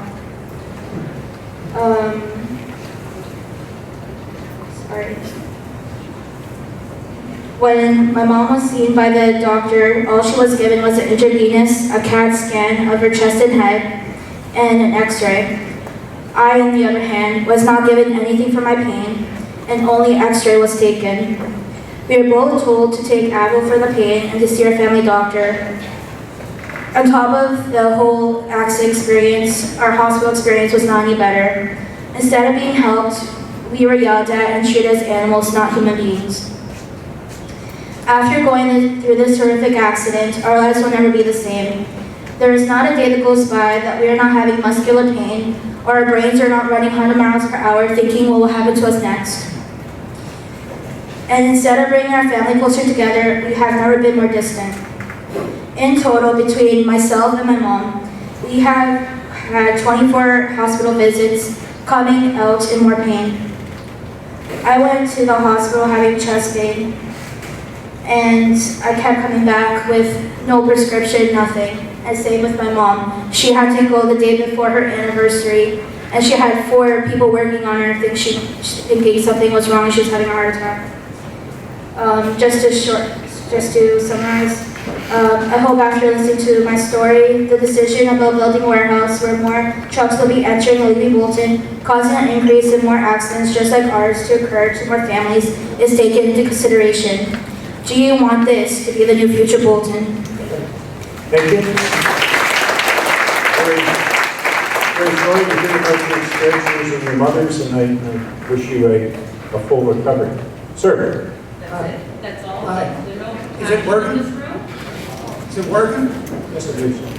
Okay. Mayor, Council, Chair, and Canadian Tire people. I congratulate Canadian Tire on their community involvement. What I'd like to talk about is basically for Council's information and everybody here's information. I live in Caledon Village. Sir, could you tell us your name and address? My name is Bill Stubbs. Okay. Council knows where I live. Okay. I live within 100 feet of the reconstructed Highway 10. Last November, my world fell apart. My wife was diagnosed with colon cancer. And as a veterinarian and as an ex-health and safety person, I said to myself, oh, bad luck. But before that, I had talked to people down the street who live even closer to the Highway 10. She also has colon cancer. She was diagnosed 2 years ago. And then I talked to another person at the south end of Caledon Village. She also has colon cancer. There's another lady still within Caledon Village who has some kind of urinary cancer. Another lady has an undiagnosed, quotation mark, digestive problem. So if we take in the area of Caledon Village in which I live, there are 9 females that have lived there for a relatively long time. We have 3 colon cancer patients. We have 1 urinary cancer patient. We have 1 with an unknown digestive problem. So the colon cancer patients are over 30%, closer to 40, and we got 20% with something else. That's a hell of a bad number. So going back to my health and safety work, and I have dealt with industrial diseases, I started onto the internet because I figured, oh, great, all these people are on wells when they were diagnosed. All the wells are within 50 feet of Highway 10. They're all drilled. Sorry, all but one. One was a well point. So I said, oh, and my well, I have 4 wells and they're all polluted with salt. That's irrelevant to the issue, but salt is another issue for pollution from this facility and other facilities, including the arterial road. And we cannot separate Canadian Tire's development from the arterial road system. We can't do it because they're all tied together. And these people need to look at the whole big picture, not this just little thing. And I find with colon cancer, it's this. I talked to my wife's surgeon, who was out of St. Joe's in Toronto, and I told him about the water. He says, oh, you were digging. Yeah, I found out that salt is a carcinogen. So anyway, I said, is anybody doing anything with colon cancer at the U of T? He's a prof. No, nobody's working colon cancer and that type of environmental stuff. So I started digging, and I could find nothing in the literature that says salt, road salt, does not cause colon cancer. I couldn't find anything that says it does. But this is the thing, if you read the book, How to Lie with Statistics, this is one of the tricks. So I got thinking farther. Okay, let's get on the internet and do more. I found a study from California, and I'm sorry that I'm disjointed because I don't have my notes and I wasn't going to present. But I think these people should know what's going on. In California, and I think the date was 77, but I'm not sure, they determined that people that worked on highways had a high incidence of colon cancer. Now, colon cancer is the second most common cancer. I don't know whether any of the council have lost relatives to colon cancer or not, but it's not nice. It's the second most common form of cancer.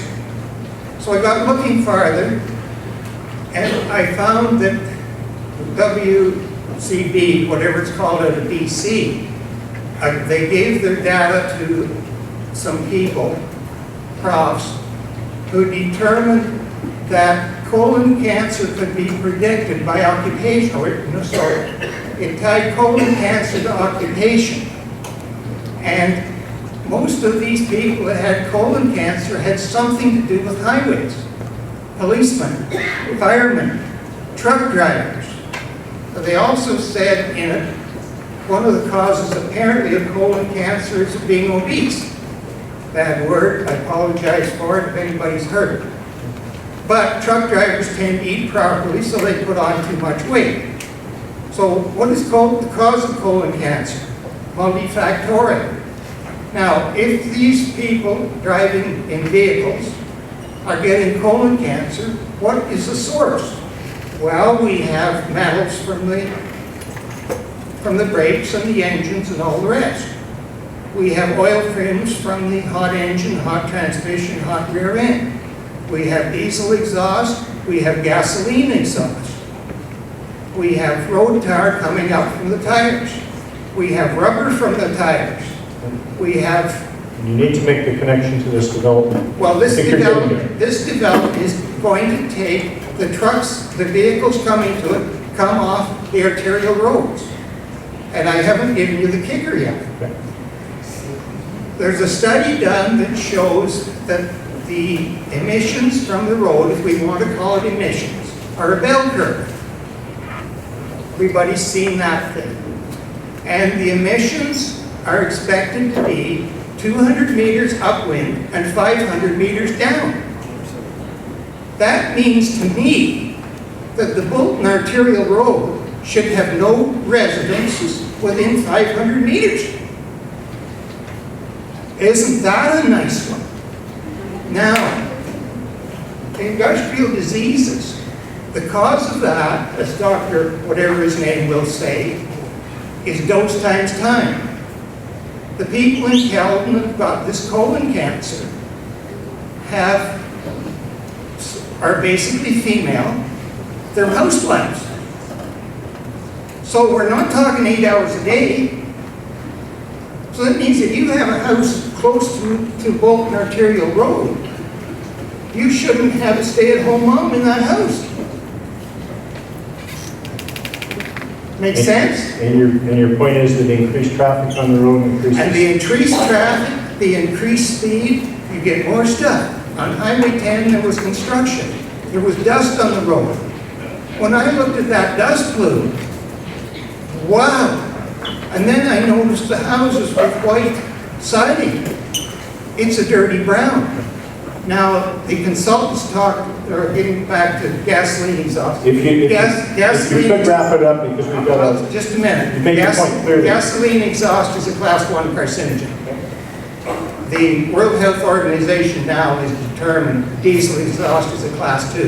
They've upgraded it from a class 1 just recently. Now, you get it, all this stuff. In Caledon Village, there's a hell of a high pocket of colon cancer.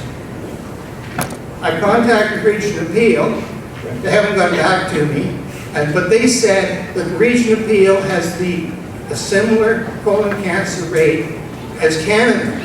But that's not the issue. I don't care about the colon cancer rate in the Region Appeal. I care about it in Caledon Village on the west side of the road. That's the test subject, not the region, the test subject.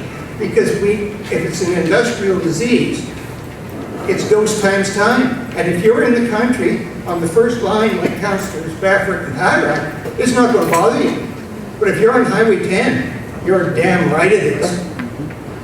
Thank you, sir. And another thing with noise, the old Caledon Township Hall was moved over 100 feet back from the highway because it was too noisy for live theater. But the houses close to the highway are within 50 feet. Thank you very much, sir. That got microphone number 1, please. If you can give your name and address, sir. My name is Mike Hughes, and I live at 170 King Street West, Bolton, and I'll be brief. The question I have is you've got this Canadian Tire going into an industrial area. You need to keep that really close. No, close. You have this Canadian Tire going into an industrial area, okay?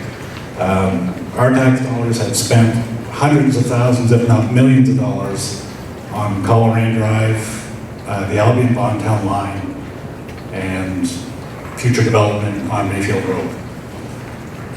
I guess what I want to know, and that they're living on King Road, is why are you guys potentially talking about bringing these trucks, and all trucks, not to discriminate against Canadian Tire or anything, but right through a residential area, as opposed to, and again, there's a lot more concerns with air and everything else, and I'm not going to get into all that stuff, but because this is an area that hasn't been touched on yet. And I just don't understand why you would be bringing trucks of any magnitude through King Road, east and west, when we've spent hundreds of thousands, if not millions of dollars on Coleraine Drive and the Albion Bontown line to reroute any and all trucks. That's all I really wanted to say. Thank you very much. I mean, a lot more, but I've seen a number of staff write that question down, and I'm sure that question will be answered for, and an answer provided to council for the next meeting. Okay, thanks very much. Thank you very much. Sir.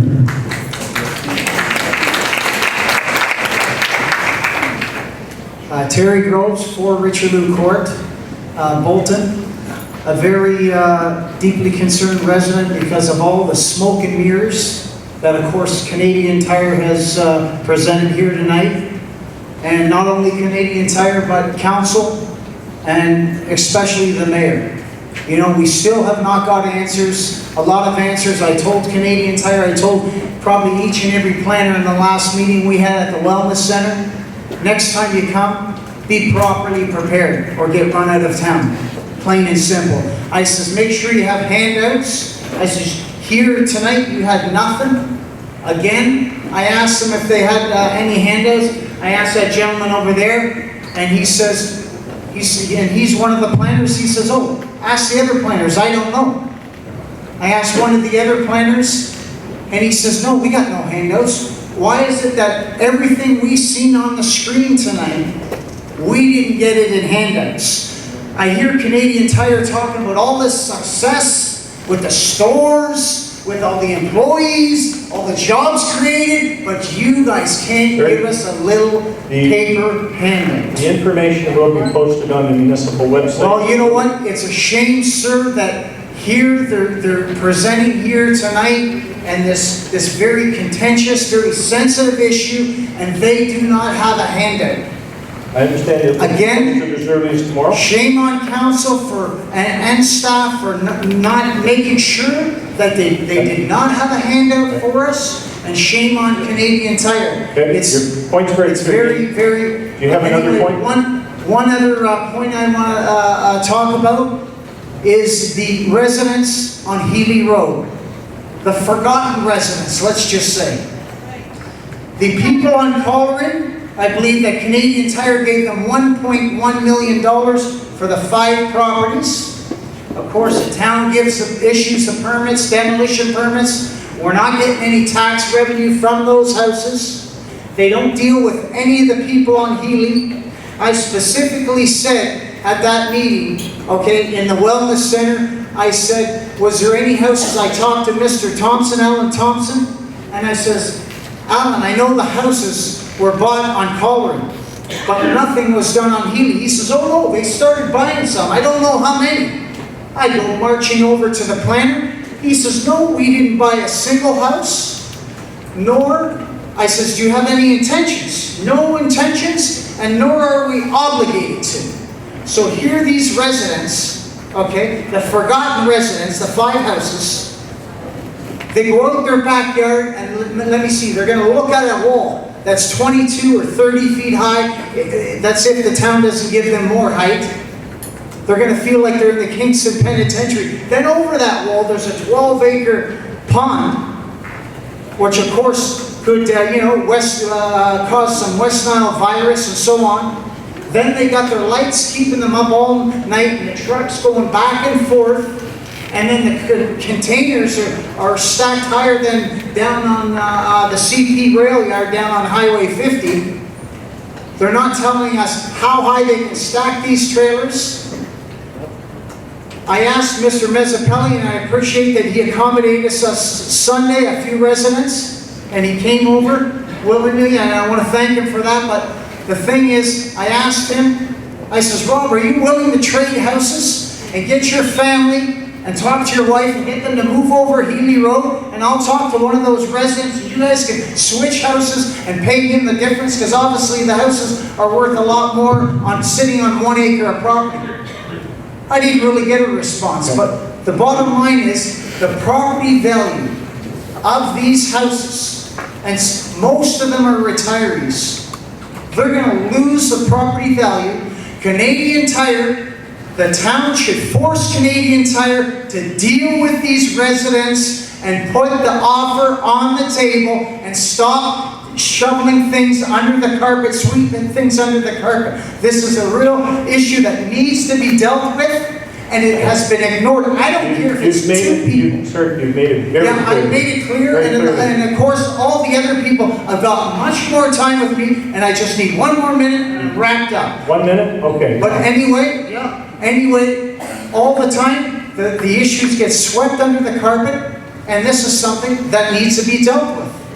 Thank you. And I got 1 more minute, and you're interrupting me. No, you got 30 And seconds. for council himself, with the greenest community in Caledon, I don't know, they're going to take down the signs after Canadian Tire comes in?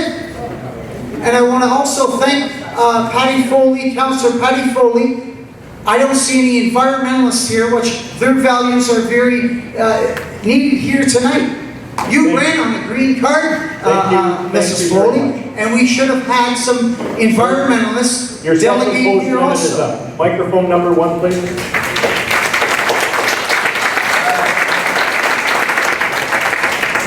Good evening. My name is Scott Purchase, St. Michael's president in Bolton. My question, I have 2 of them for the traffic, the gentleman from the traffic study company, has to do with Highway 50. As a resident of Bolton for the last 14 years, lived through the development of the Sears warehouse and fast freight further down 50, and the implications of those trucks coming onto the highway. This, I would imagine, have a similar impact in compounding that traffic. So my question to you, sir, is what capacity is Highway 50 running at now? You mentioned Coleraine was running at 40 to 45%. What's 50 running at now? And have you taken into consideration in your study the truck traffic going from the west side of 50 to the east side, thereby having the compounded factor of the trucks crossing into the fast lane and turning left across northbound 50, which slows down traffic at the left turns and sitting in the left lane? Okay. Very clear question. Are you able to address that question at this point? The busiest intersection in this part of the road right now is 50 and Mayfield, absolutely. It's running very busy, not at capacity, but close to capacity, and the region and the city of Brampton have a number of plans, if you look at that slide, to widen Mayfield, or widen Mayfield north through Highway 50 putting in dual left turn lanes on a number of approaches, and there's a substantial upgrade to Mayfield, and then bringing it around down to hook in at Major Mackenzie. So there's a number of initiatives underway to significantly improve that corridor. And all of these studies are not our studies. We tie into those studies. These are regional appeal studies, City of Brampton studies that are looking at those long-range composite plans to ensure that there's the road infrastructure in place to handle long-term transportation. There's a number of real great improvements in that whole corridor. Are you able to quantify what 50 is running at now, or is anybody in the room able to quantify that? You quantify Colering at 40 or 45. Yeah, I can look that up in my report and get back to you if you would like. I mean, it's probably running at 90% of capacity kind of thing or something like that, and that's why there are a number of committed initiatives, both widen Highway 50 to widen Mayfield, to connect Mayfield down through to Major Mackenzie at 50. So all of those things are to address that busy control point on an ongoing basis into the future. And with the number of trucks going from the west side to the east side, crossing, let's say, the 2 or 3 lanes of Highway 50, what implications will that have on the flow of traffic going down Highway 50? You have a truck who's slowing at stoplights, you know, it's a slow start. You've got a roadway that's at 90%. What's the implication of the people commuting towards the city with the increased number of trucks? All of those things have been built into I'll say the region and the City of Brampton's transportation studies, and the significant improvements that are happening. Is there a time frame? Is there a time frame for those improvements? Yes, it's on the graphic, which I'm sorry you couldn't read. It's in our report. If you can get a Are you able to communicate that now? Because I wasn't able to communicate. We seem to have another eager gentleman here. Region appeal representative is probably best. Thank you, Chris. Yeah, I just Joe Absek, Field Traffic. Make sure you lift the mic up, point right at it. All right, Joe Absek, Field Traffic. I just wanted to mention, you were talking about Highway 50 in Mayfield. We have an EA environmental assessment scheduled from Mayfield to Castlemore, widening from 4 to 6 lanes. And as part of that, we're going to have intersection improvements as far as dual left turn lanes to accommodate the additional traffic in the future. Good. Thank you. We're looking at 2019. Okay, but that is taking all of the future traffic in the area. The traffic that's expected to come out of the Canadian Tire facility doesn't have a major impact on the intersection. Thank you. Microphone number 1 or 2, please. Your name and address, sir. My name is Gerald Barnes. I live at 248 Glenwood Crescent on the South Hill. And I have a number of concerns here as far as health, and I am in health and safety.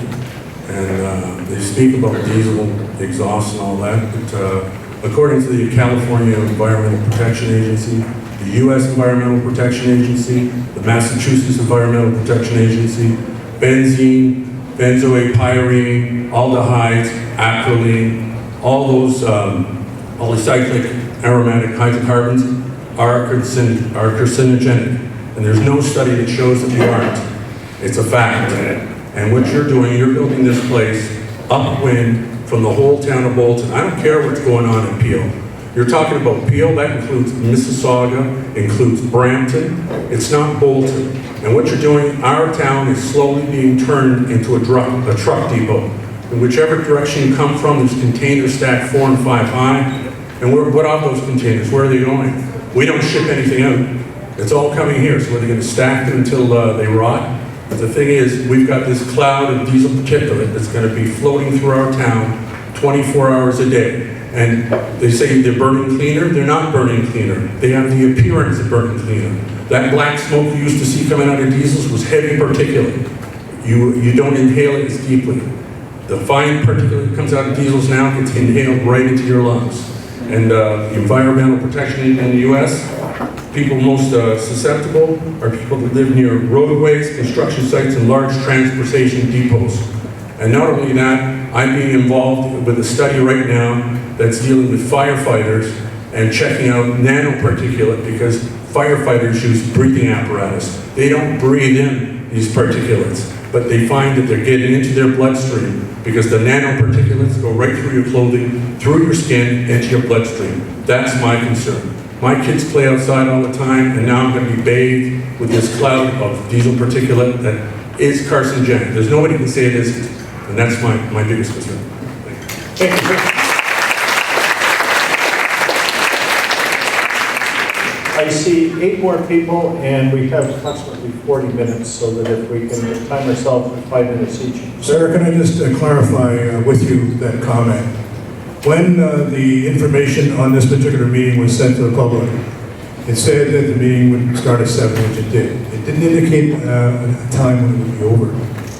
The time was open. And I would suggest to you that since there are many people here who are concerned about this particular proposal, we must make it possible for people to speak.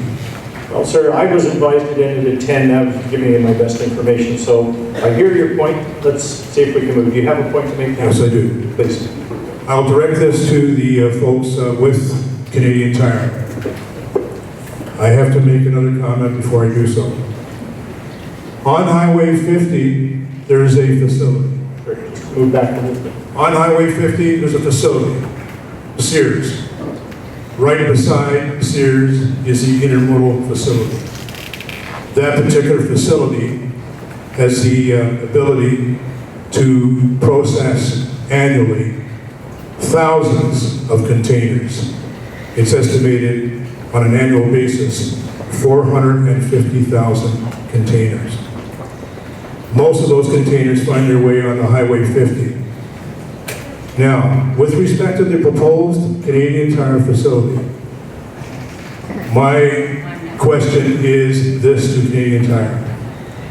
If this particular proposal is approved, will Canadian Tire have a rail link between the facility that is proposed and the main CPR line that runs east and west to all of Canada?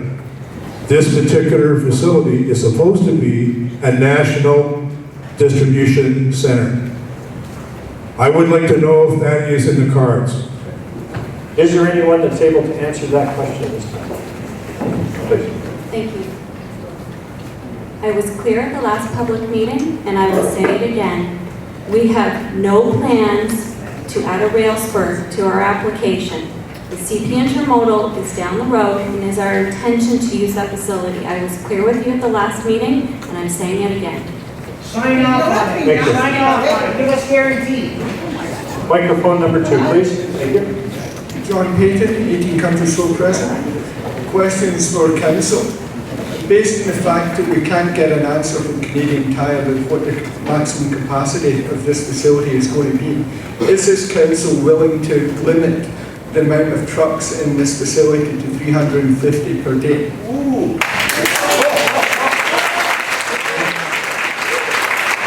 Staff has made notes of that question, and we'll pose that question. I'm just asking that question because, to be honest with you, you guys are the ones here to represent us, and you're putting this proposal to us based on the information it's going to you from Canadian Tire. Now, if Canadian Tire don't know what they've designed the facility for, how can you put this proposal to us? Simple. This isn't the forum where council can make the next question. decisions. Okay, the next question is regarding. I hear your advice to council. Regarding Healy Road, this council at the last meeting said there would be no trucks allowed to use Healy Road, but they've allowed 2 truck facilities to open up on Healy Road. How do those trucks get into the facilities without using Healy Road? That too will be raised. I think that note has been made. Well, if there will be your issue's been answered. I don't think there's anybody who can actually answer that. And just as a side note, that everyone's concerned about their health regarding the diesel fuel. There was a release 3 weeks ago by the World Health Organization to all planning departments urging them not to put any roads through any residential areas because of the effects of diesel.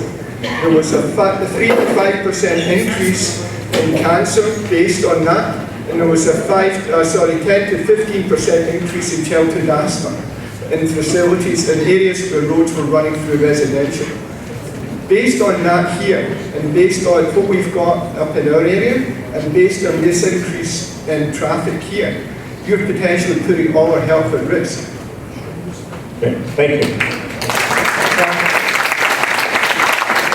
We have a number, and I'm not picking on you, miss, but we have a number of people who are repeats and a number of people who are first time. And said that we can line up. I told you to line up. Appreciate that. If I may. One of the rules I like to have is I reserve the right to change the rules at any time. If you could, That's all right. Smoking mirrors. go ahead, but I appreciate, we are limited in terms of time. I think people Thank have you, an expectation and I of getting think with home. respect to time, I'll be very brief. I just wanted to address what I said earlier about the cost. I just like Gary to know that this was given to me from an engineer from Public Works, I won't say from what region, but just to let you know, when we're talking about arterial roads, the cost varies from a regular road because they are built differently, because they are meant to withstand a different type of traffic. So I am sure cost goes up because of the type of construction that's done on an arterial road. So, and I can do more research, but I can tell you that that was directly from an engineer. I just wanted to touch on the particulate matter. And I have a report from the Office of the Air Quality Planning and Standards of the US that just talks about particulate matter and why we're concerned. And just to raise it again, I believe someone from Canadian Tire said this was talking about miners. It is not referring to people that work in mines. This is talking directly to diesel fuels from trucks. And I'll just read here very briefly. Particulate matter is a term used for mixture of solid particles and liquid droplets found in the air. Coarse particles larger than 2.5 micrometers come from a variety of sources, including wind-blown dust and grinding operations. Fine particulate matter is what we are concerned about. That is the stuff that you cannot see. That is the stuff that is inhaled and gets into your lungs. That is the stuff that causes cancer. That is what we are concerned about. We did do a study in Caledon years ago, had MOE come out, and they had their little handheld device to measure particulate matter and fine particulate matter. Every time a truck went past, we were in the downtown core of Bolton, that needle went crazy because of the fine particulate matter that it was stirring up. So it just goes on to say, fine particles less than 2.5 micrometers often come from fuel combustion, power plants, and diesel buses and trucks. That is what we are concerned about. It's people's health, it's people's safety. We've heard it many, many times tonight about respiratory diseases, lung cancer, bladder cancer, colon cancer, and in closing, just to let you know, Canadian Tire is just the tip of the iceberg. Every other logistics, warehousing is watching this very, very carefully. Should this Canadian Tire get approved, everybody else is going to be knocking on Caledon's door wanting to come in. It is going to this GTA West border that Mr. Timoshenko touched on today is an indication of what is to come in the future of Bolton especially.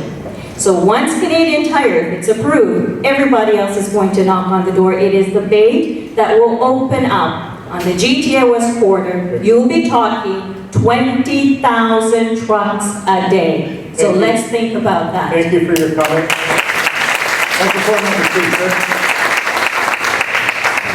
Kevin Janor, 187 Harveston Drive. I must say that I got basically what I expected. I came in expecting the hired guns who are experts in their field to present on behalf of Canadian Tires based on what they're paid to do. And you've done a great job. But we're not talking about a bunch of technical details here. We're talking about my house. Sir, if you could just be a little closer to the microphone so picture. How's that? We're talking about my house. We're talking about my family.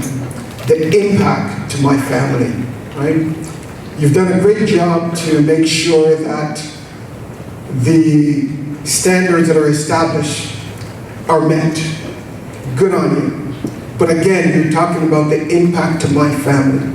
I drive down Coleraine to 50 every day. And by the time I get to Coleraine and 50, everything changes. Because right there, I see a number of trucks. And my driving changes because of the impact of trucks. Let me also say that in a previous position, I sat on a national truck transportation committee. And a number of issues that are being brought forth tonight are exactly the same issues that were brought to that committee. And governments across the country are putting a lot of resources into making sure that they resolve those issues. But in Caledon, we're saying, come on in. God bless you. Come on in and mess us up. In the media today, we're hearing about a municipality not too far from here that's having some issues with their leadership. But when I listened to the news this morning, the leader said, you know what, there are challenges, personal challenges, but we're still working for the people. We don't have those leadership challenges here in Caledon. However, I question who you represent, right?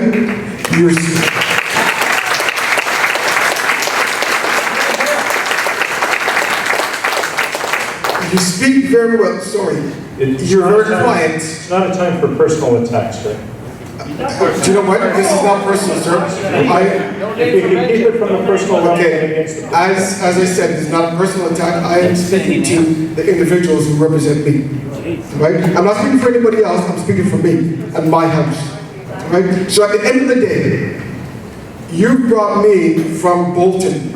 And as a matter of fact, when I sent an email to members of council asking about the meeting, I was told specifically that this meeting had to take place in council, right? Not knowing that it was going to be right here, when this could have been done in Bolton, where the people who were really interested could actually be here and speak, and not having the hired guns take up most of the night speaking on behalf of Canadian Tires.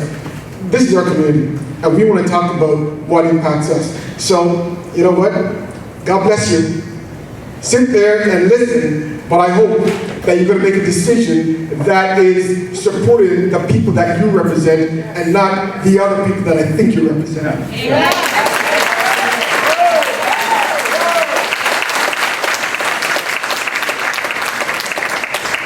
Thank you, sir.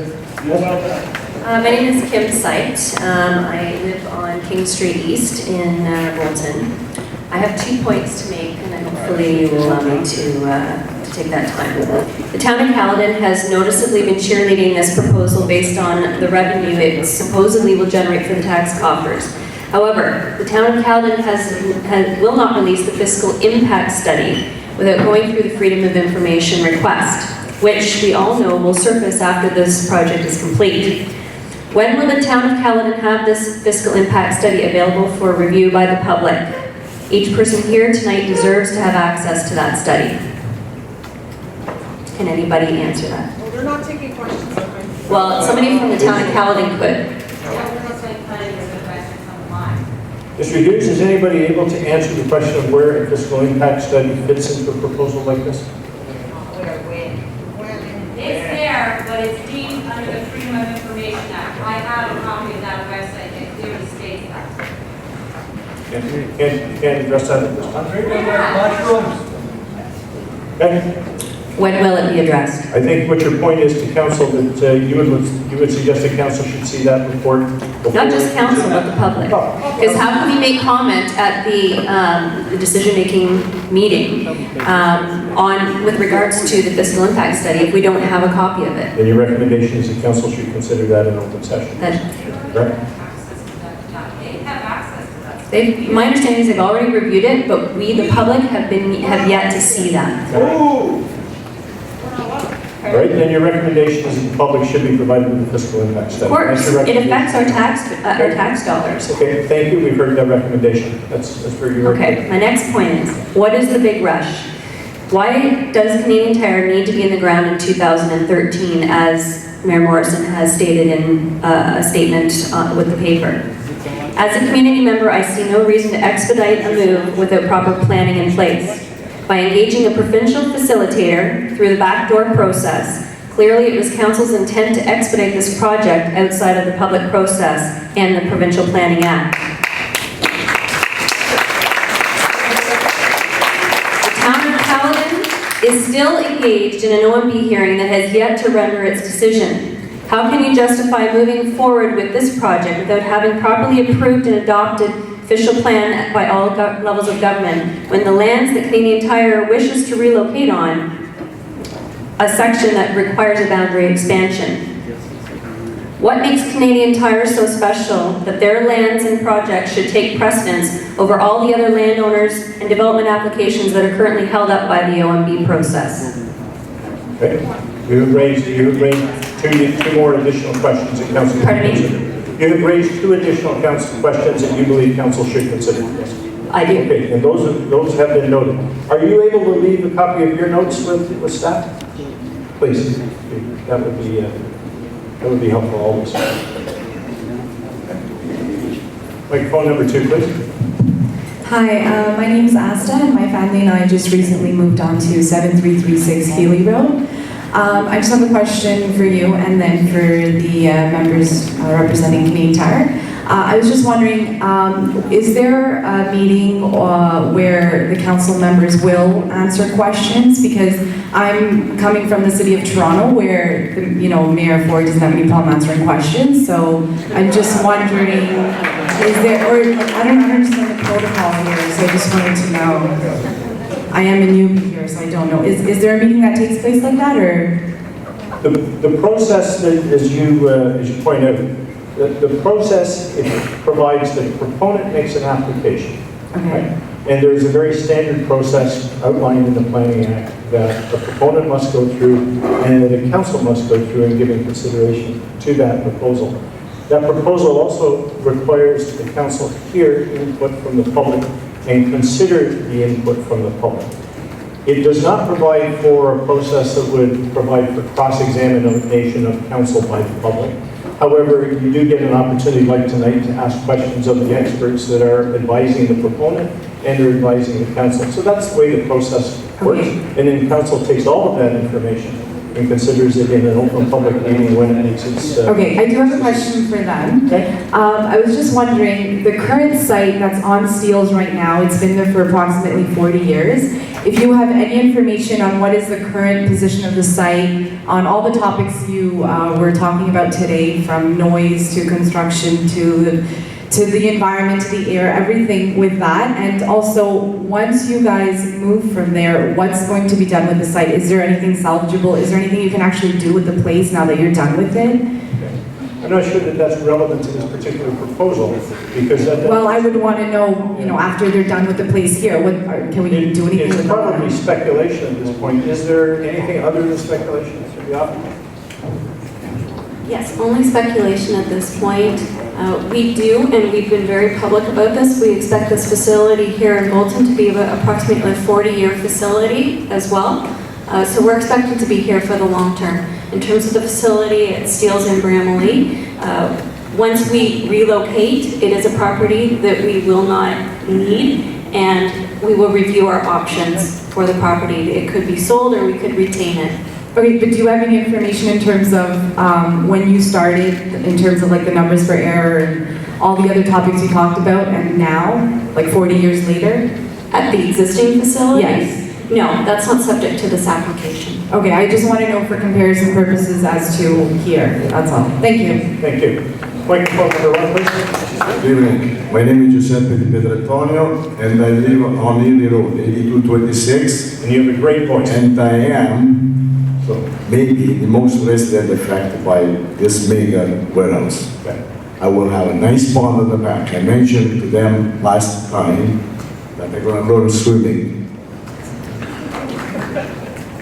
The bungalow that is next to me, it became a trampoline. Geese goes on top of the roof and jump on the pond, which is a raining water. Imagine on 10-acre pond, what happened. My point is this. I don't know who in here read an article by our Prime Minister Harper in regard to the pipeline from Alberta. Sir, I'm sorry, the microphone is not picking up when you're that close. The microphone is not close to me. It's my voice, Mr. Sorry. I keep distance. Can you hear me now? Yes. Clear? Okay. In the article, Mr. Harper specified that he will use the pipeline to deliver oil in California or Texas, or whatever destination is. For simple reason that healthy and safety of the people and pollution, they don't want to use train or truck transportation. Now this go back to the Canadian Tire warehouse. What will happen? And who is right or wrong in this definition? Trucks or Prime Minister? I'm not sure that... Now at this moment, okay, at this moment, when I go home at night, it takes me about an hour and a half from Highway 57 to go home. When I go and get my mail, I gotta wait 10 minutes before I be able to cross the road. The limit speed is 60, and over there is a nightmare. The people speeding, trucks I never see before on my street is running steady, continually, every day. How are they gonna manage to deviate that traffic at this moment from there when this warehouse will be in place? Final question.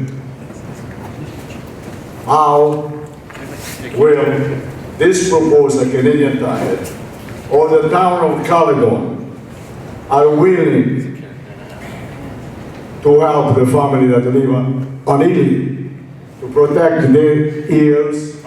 Number one, they're talking about 45, 50 people, whatever they call. What about me that I am 150 feet away from that facility? How do I be able to sleep at night? How I will be able to sit outside and enjoy my weather? Alone. Anybody over here can answer that question? No. Because Harrisburg is 500 meters away. I am 50 feet away. I do believe that one of the sound reports did deal with the receptor at your property. However, your questions are very clear, and staff are noting your questions, and they will be specifically addressed in the next report that goes to council. Well, we've been waiting for an answer for so long, and so far nobody gave any answer at all. And they will prove it tonight that still we don't have an answer. I believe they attempted to do so, sir, but when they build the house, they're going to have an answer for us, that's for sure. For me, that has to be scrapped completely. Perhaps the gentleman from the sound expert could talk to us. I believe they told me your property is the property closest on BD Road to the site, correct?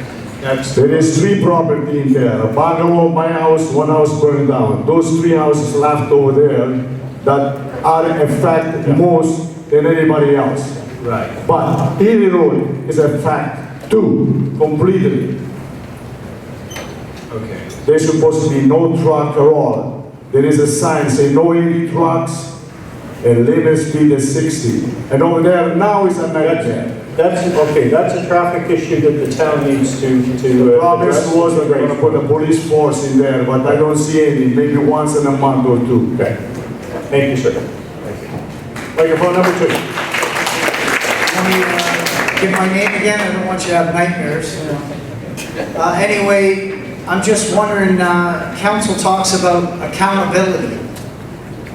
Well, in order to be accountable, you guys got to open up, speak up. Are the bureaucrats running this town, or are you guys running this town? I want to hear from the politicians. The people want to hear from the politicians. You got elected in that position, so be accountable, speak up. Sir? We got, hold on, I'm not Well, just let me explain to you. You always seem to interrupt me or something. Sir, I just want to explain. This process is for council to listen. When council will speak at the council meeting, when council considers the application. Last meeting, they spoke, sir. Okay? It was the same type of meeting. It was the same type of meeting. The mayor spoke and Councilor Mezzapelli spoke. The mayor spoke 3 times. But anyway, getting on to that, as I entered the meeting earlier, of course, our CAO, CEO, whatever you want to call him, the guy that makes $250,000 overpaid, he said he went over in there concerned about the camera, concerned about democracy. Your point, sir? So anyway, the council meetings are advertised on TV in Orangeville, Okay. and he wants to know where they're from, and he says to me, well, there is no bylaw that they can do it. I says, is there a bylaw that they can't do it? He waves me like this, real ignorant, and just walks away. And to me, that's not leadership material. That's not accountability. Sir, I'd rather hire a nut. It's not relevant to the Somebody in the nut house than him. Tonight. But after the meeting, I'll talk to you about. I'll be happy to talk to you That's about not accountability. Microphone Anyway, number I was one, just please. asking that sort of question. I wasn't finished, sir. You seem to always cut me off. Sir, The it's election microphone in number 1, please. 2014 The election in 2014 is coming. Excuse me, ma'am, would you proceed with? Yeah, thank you. Okay, so let's get into this new zoning that I discovered tonight on August the 8th. Purpose of and effects of the proposed amendments. The purpose and effects of the application is to redesignate the subject lands from prime agricultural area to general service industrial. I pick up documents tonight. Official plan amendment request for prime agriculture area to prestige industrial. Again, I will remind council and our planning department this document. This is your route of building Caledon. This is your official plan. And what it says, lands designated as prestige industrial are shown on Schedule B, Schedule C, and Schedule C5. Schedule N, prestige uses will be located within enclosed buildings with no outside storage uses. Canadian Tire has outside storage. Now I'm confused. Could planning or council, well, I'm not even going to go to council because council's not answering.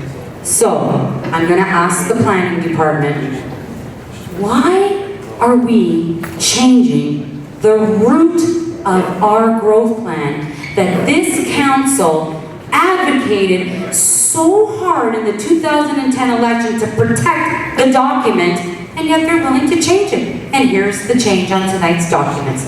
Could please Mary Hall, who is our Senior Director of Planning, answer the question? Does anyone care to speak to how the Planning Act allows for official plans to be amended? I know how it's done. My question is that it says no outside storage in the root document. I find out tonight that there's a change. The original one was general, now it's prestige. So we're everywhere. We're just everywhere. And you're here to speak against the application, right? No, I'm not actually. I will correct you, sir. I will correct you. I have never, and on the record again, never have said no to Canadian Tire coming into Caledon. What I have opposed is that site. I have brought up a solution to that problem, and for some unknown reason, nobody wants to listen. Okay, thank you. And I'd like to ask that question, why? Could I ask Mr. Hughes to comment if you wish to? Perhaps I'll try and answer your question on the Prestige Industrial. My understanding is the applicant is requesting a Prestige Industrial designation for those portions that directly abut Coleraine and a portion of Healy. As you note, that doesn't permit open storage. My understanding is that Canadian Tire is willing to abide by that. Okay, So any open storage that would be permitted in the general so industrial. you're gonna split it, that's what you're telling me, right? You're gonna split it with prestige and general. That's the new gig now, right?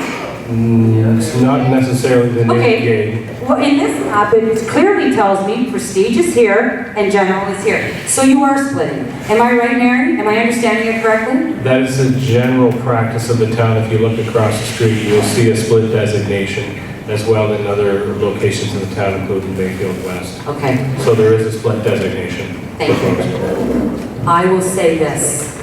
I am saddened. I am hurt, and I am deeply disappointed. When I attend council meetings, and I do attend very regularly, and every one of you sitting there know I do. I do care about this community. I do try to get along with you guys. I try to come up with solution-based material. But tonight's meeting, when I sit in that council chamber and I listen to public information meetings, council does speak, staff does speak. Why tonight our council and our staff refuse? I am very, very disappointed, and it will be duly noted in future meetings, and Lord help this community in the next election.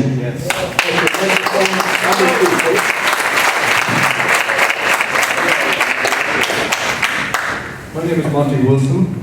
I live in Bolton, 40 years. I've heard it mentioned many times in this session tonight. There seems to be a feeling of mistrust in the audience and the councillors. I've heard it mentioned that the councillors are supposed to be representing us, but the populace over here don't seem to feel that way. I'm wondering why that is the case. I guess nobody can answer that because they're not taking any questions. I think, sir, that's a very general question. And perhaps well, it's a very specific question. The fact is, I've heard it many times in this meeting tonight, that these councillors are supposed to be representing the people that voted them into office. However, the general feeling seems to be in the room that they are not being honest with this proposal. They are not giving us all of the information that we need, and they seem to have a hidden agenda. That's a very specific comment. So, sir, your advice to council is? Who paid for this? My advice to council is to be more open, be more cooperative, listen to the people. Answer the questions. Answer the questions and listen to the people.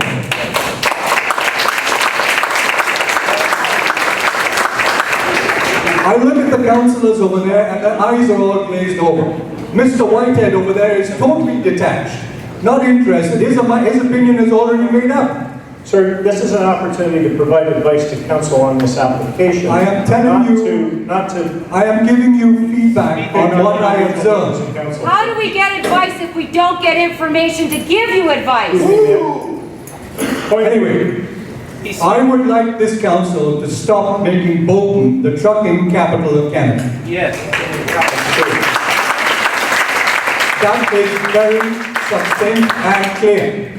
It seems they have an agenda to let all the trucking companies that want to come here set up shop. We, the residents, do not want Bolton as a trucking town. Can we do a telephone? Very quick. Very quick. Now, I'm sure the council, they feel that they want to do good by us. I'm sure they all feel that way. So, I'm sure they want to know how many people in this room are in favor and opposed to this proposal. Can I have a show of hands, please? All those opposed. Thank you. All of those in favor. Sir, I don't think... Let the record show that nobody in this room is in favor. Thank you, sir. I'm not surprised. Let the record show that.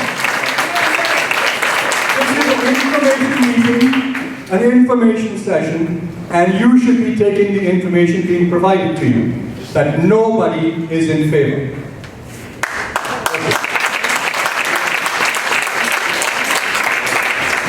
Now, I'm not finished yet. I understand it's the town's policy to conduct peer reviews by qualified external engineers when the staff on the town do not have those qualifications, especially on important matters such as the air quality report. So why then was no official peer review done on the air quality report? An opinion by the Region of Peel Health Department is not credible. Thank you. That's a straightforward question. Can anybody comment on peer review with respect to air quality reports? It's a biased response from a project. There was no peer review done. And it's also a biased response because it's paid by them.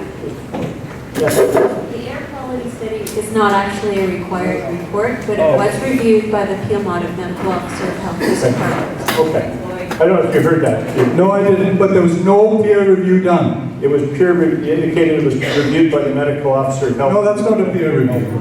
That is not qualified people. All right, sir. That's your opinion. Thank you. And sir, you have another point?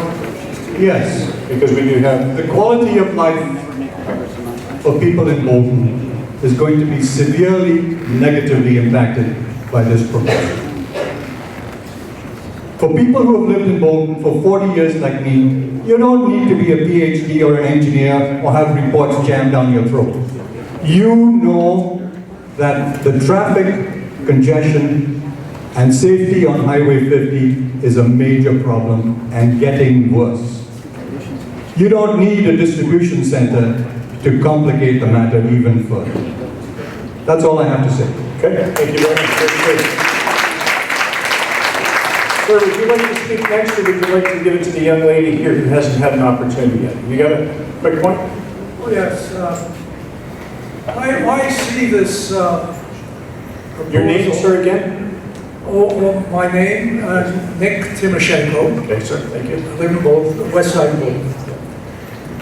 I see this Canadian Tire proposal as starting out very innocuously as a single element imposed on Bolton.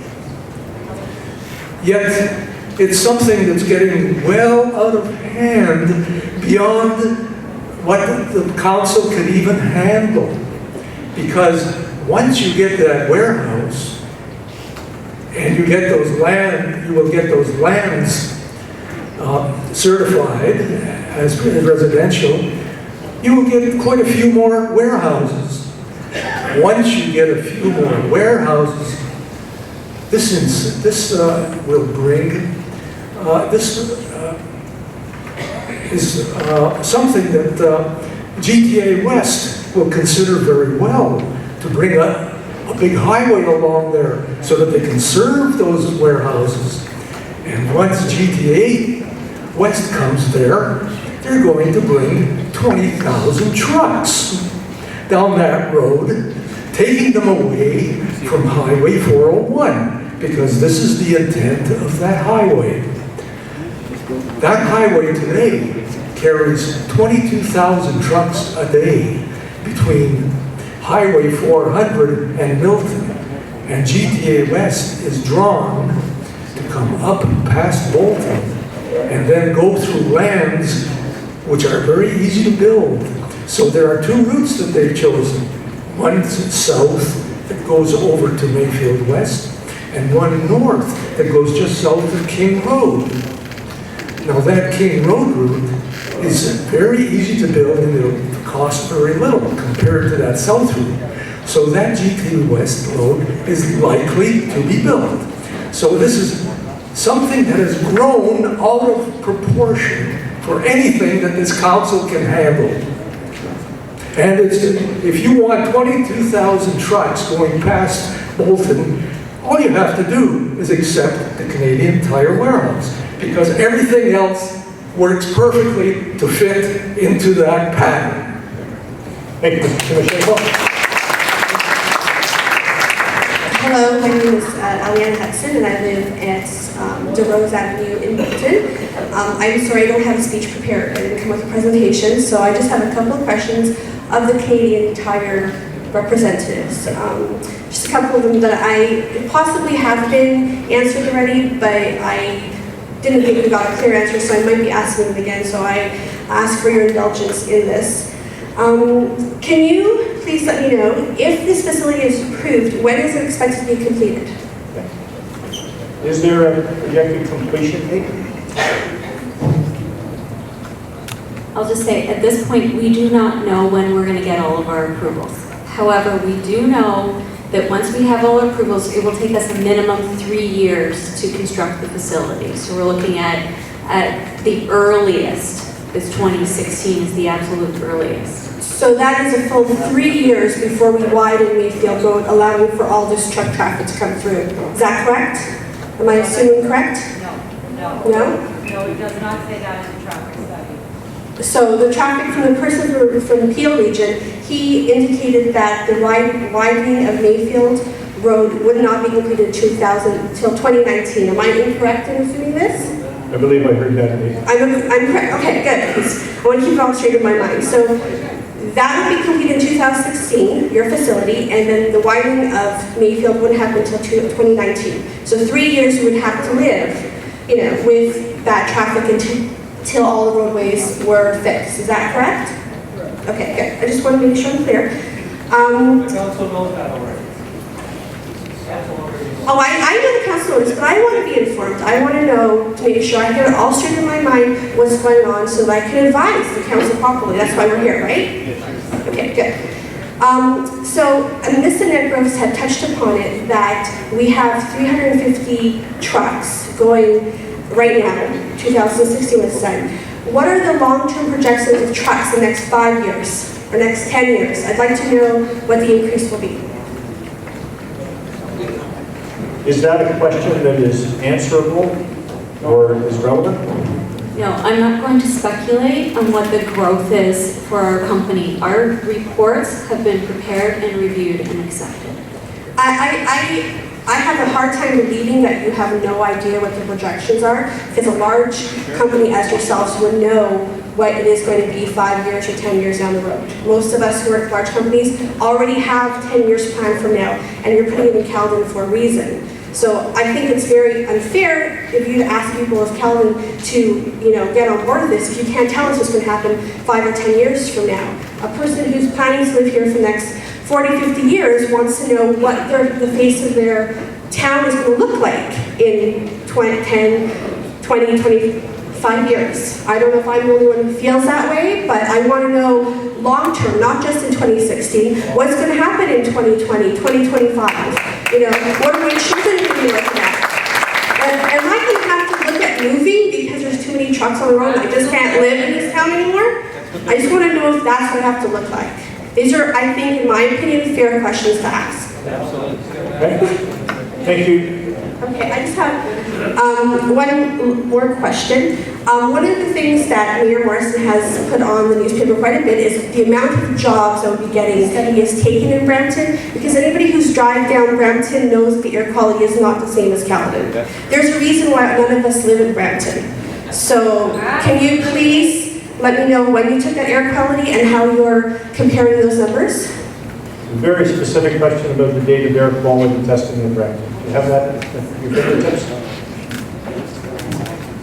Yes, the air quality data that we used from Brampton was from 2005 to 2010, which is the latest information available from the Ministry of the Environment at this So time. 2005 to 2010, almost That's right. 3 or 4 years ago. That's you're right. comparing that, and you're saying that 3 years ago in Brampton, the quality of the air is the same as today in Caledon. Is that your assumption? No, the air quality levels for most of the pollutants in Brampton have been trending downward, so most likely the levels are lower today than they were in 2010. In Brampton?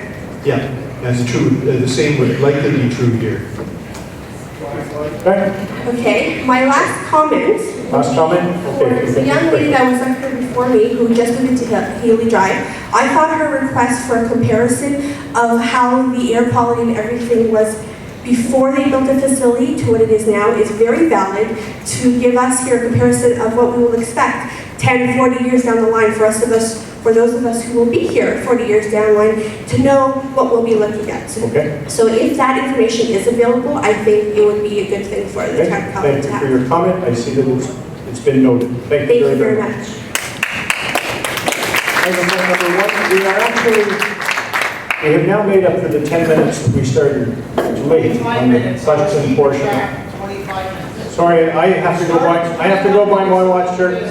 Young lady on microphone number 1, please. My name is Paula Deneen, and I have grown up in Bolton. I began living on Centerville Creek Road, and I currently live on Iron Horse Crescent. I came to this meeting because I read in the paper that I thought it was an open question and answer period, and I just thought I would just share that I was very disappointed to come as a Towns member. I don't have all the numbers, I haven't read all the reports, but as an individual that has come to this meeting, I was a little iffy to begin with, but I'm actually even more disappointed in leaving. And as a longtime resident of this area, it's disappointing that after my marriage I decided to stay here, that I'm actually after this meeting looking at moving. Patty Foley, I cared for your child in my daycare when I worked in Bolton, and I also believe I went to high school with our mayor's daughter. So I think this speaks volumes. Okay, sorry, my mistake. I said I thought, because I wasn't sure, I don't have the details. But I did attend high school, and I know you are a local individual, so it was probably your son that I went to school with. So I just thought I would share to the council, I'm extremely disappointed in the lack of answers that have been given, and I'm not even sure where to get the answers to these questions that have been brought up, which I think are very valid. So it's a little concerning to me as a young member of the community. Thank you for your comment. And I'm going to go to this gentleman who hasn't had an opportunity yet. Sir, if you would mind. Yeah, my name's Colin Richards. I live at 16586 Humber Station Road. I only have one quick question. The contingency from Canadian Tire, do any of you people live in the Bolton or Caledon area or have any plans to join us? Sir, I'm not sure. That's not even relevant to the question. I mean, it's where the staff, where an individual lives is not relevant. And our last question, sir? Quick question. This meeting was called and all the studies that have been done here. First of all, the air quality study used data that was 7 years out of date. It hasn't done a quality air control, which is easily done. You could have set up a station and monitored the air quality here and in Brampton, and then done a study from there, but he's using data that's 7 years out of date. Next thing is, all the data that we've got here and all the studies have been based on 350 trucks. The engineer has just told me he's defined this unit for at least 1,200 trucks a day.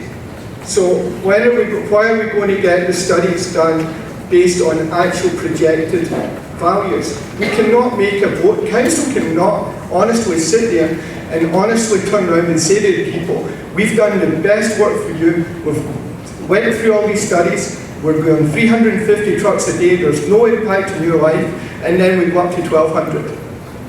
You have to do these studies properly with the maximum number of trucks. Other than that, you cannot come to an informed decision. And the next thing is, sir, I'd like to congratulate you on your moderation tonight. Obviously, the council figured that it's time to bring in a professional to moderate here. I'm assuming that council's paying for you. If not, it may be Canadian Tire. You know, that's an interesting question. I've never discussed that with Mr. Barnes. He asked me if I knew it. We've never talked money yet. I think he's going to be surprised. I'm not paying for it as a I would like to hear it. I would like to thank everyone for their patience, for listening, for those of you that answered questions, for both for your passion and your research and your discipline as well, because I know many of you feel very strongly about this issue, and you have been a very well-mannered, well-conducted group for this. So thank you ever so much. We really appreciate it. Well, back to you, Your Worship. Thank you very much, Mr. Bell. This public meeting is closed. If you still have any questions or comments, please contact the Development Approval and Planning Policy department, and it looks like the report will be brought back to council on the June 25th council meeting. Thank you.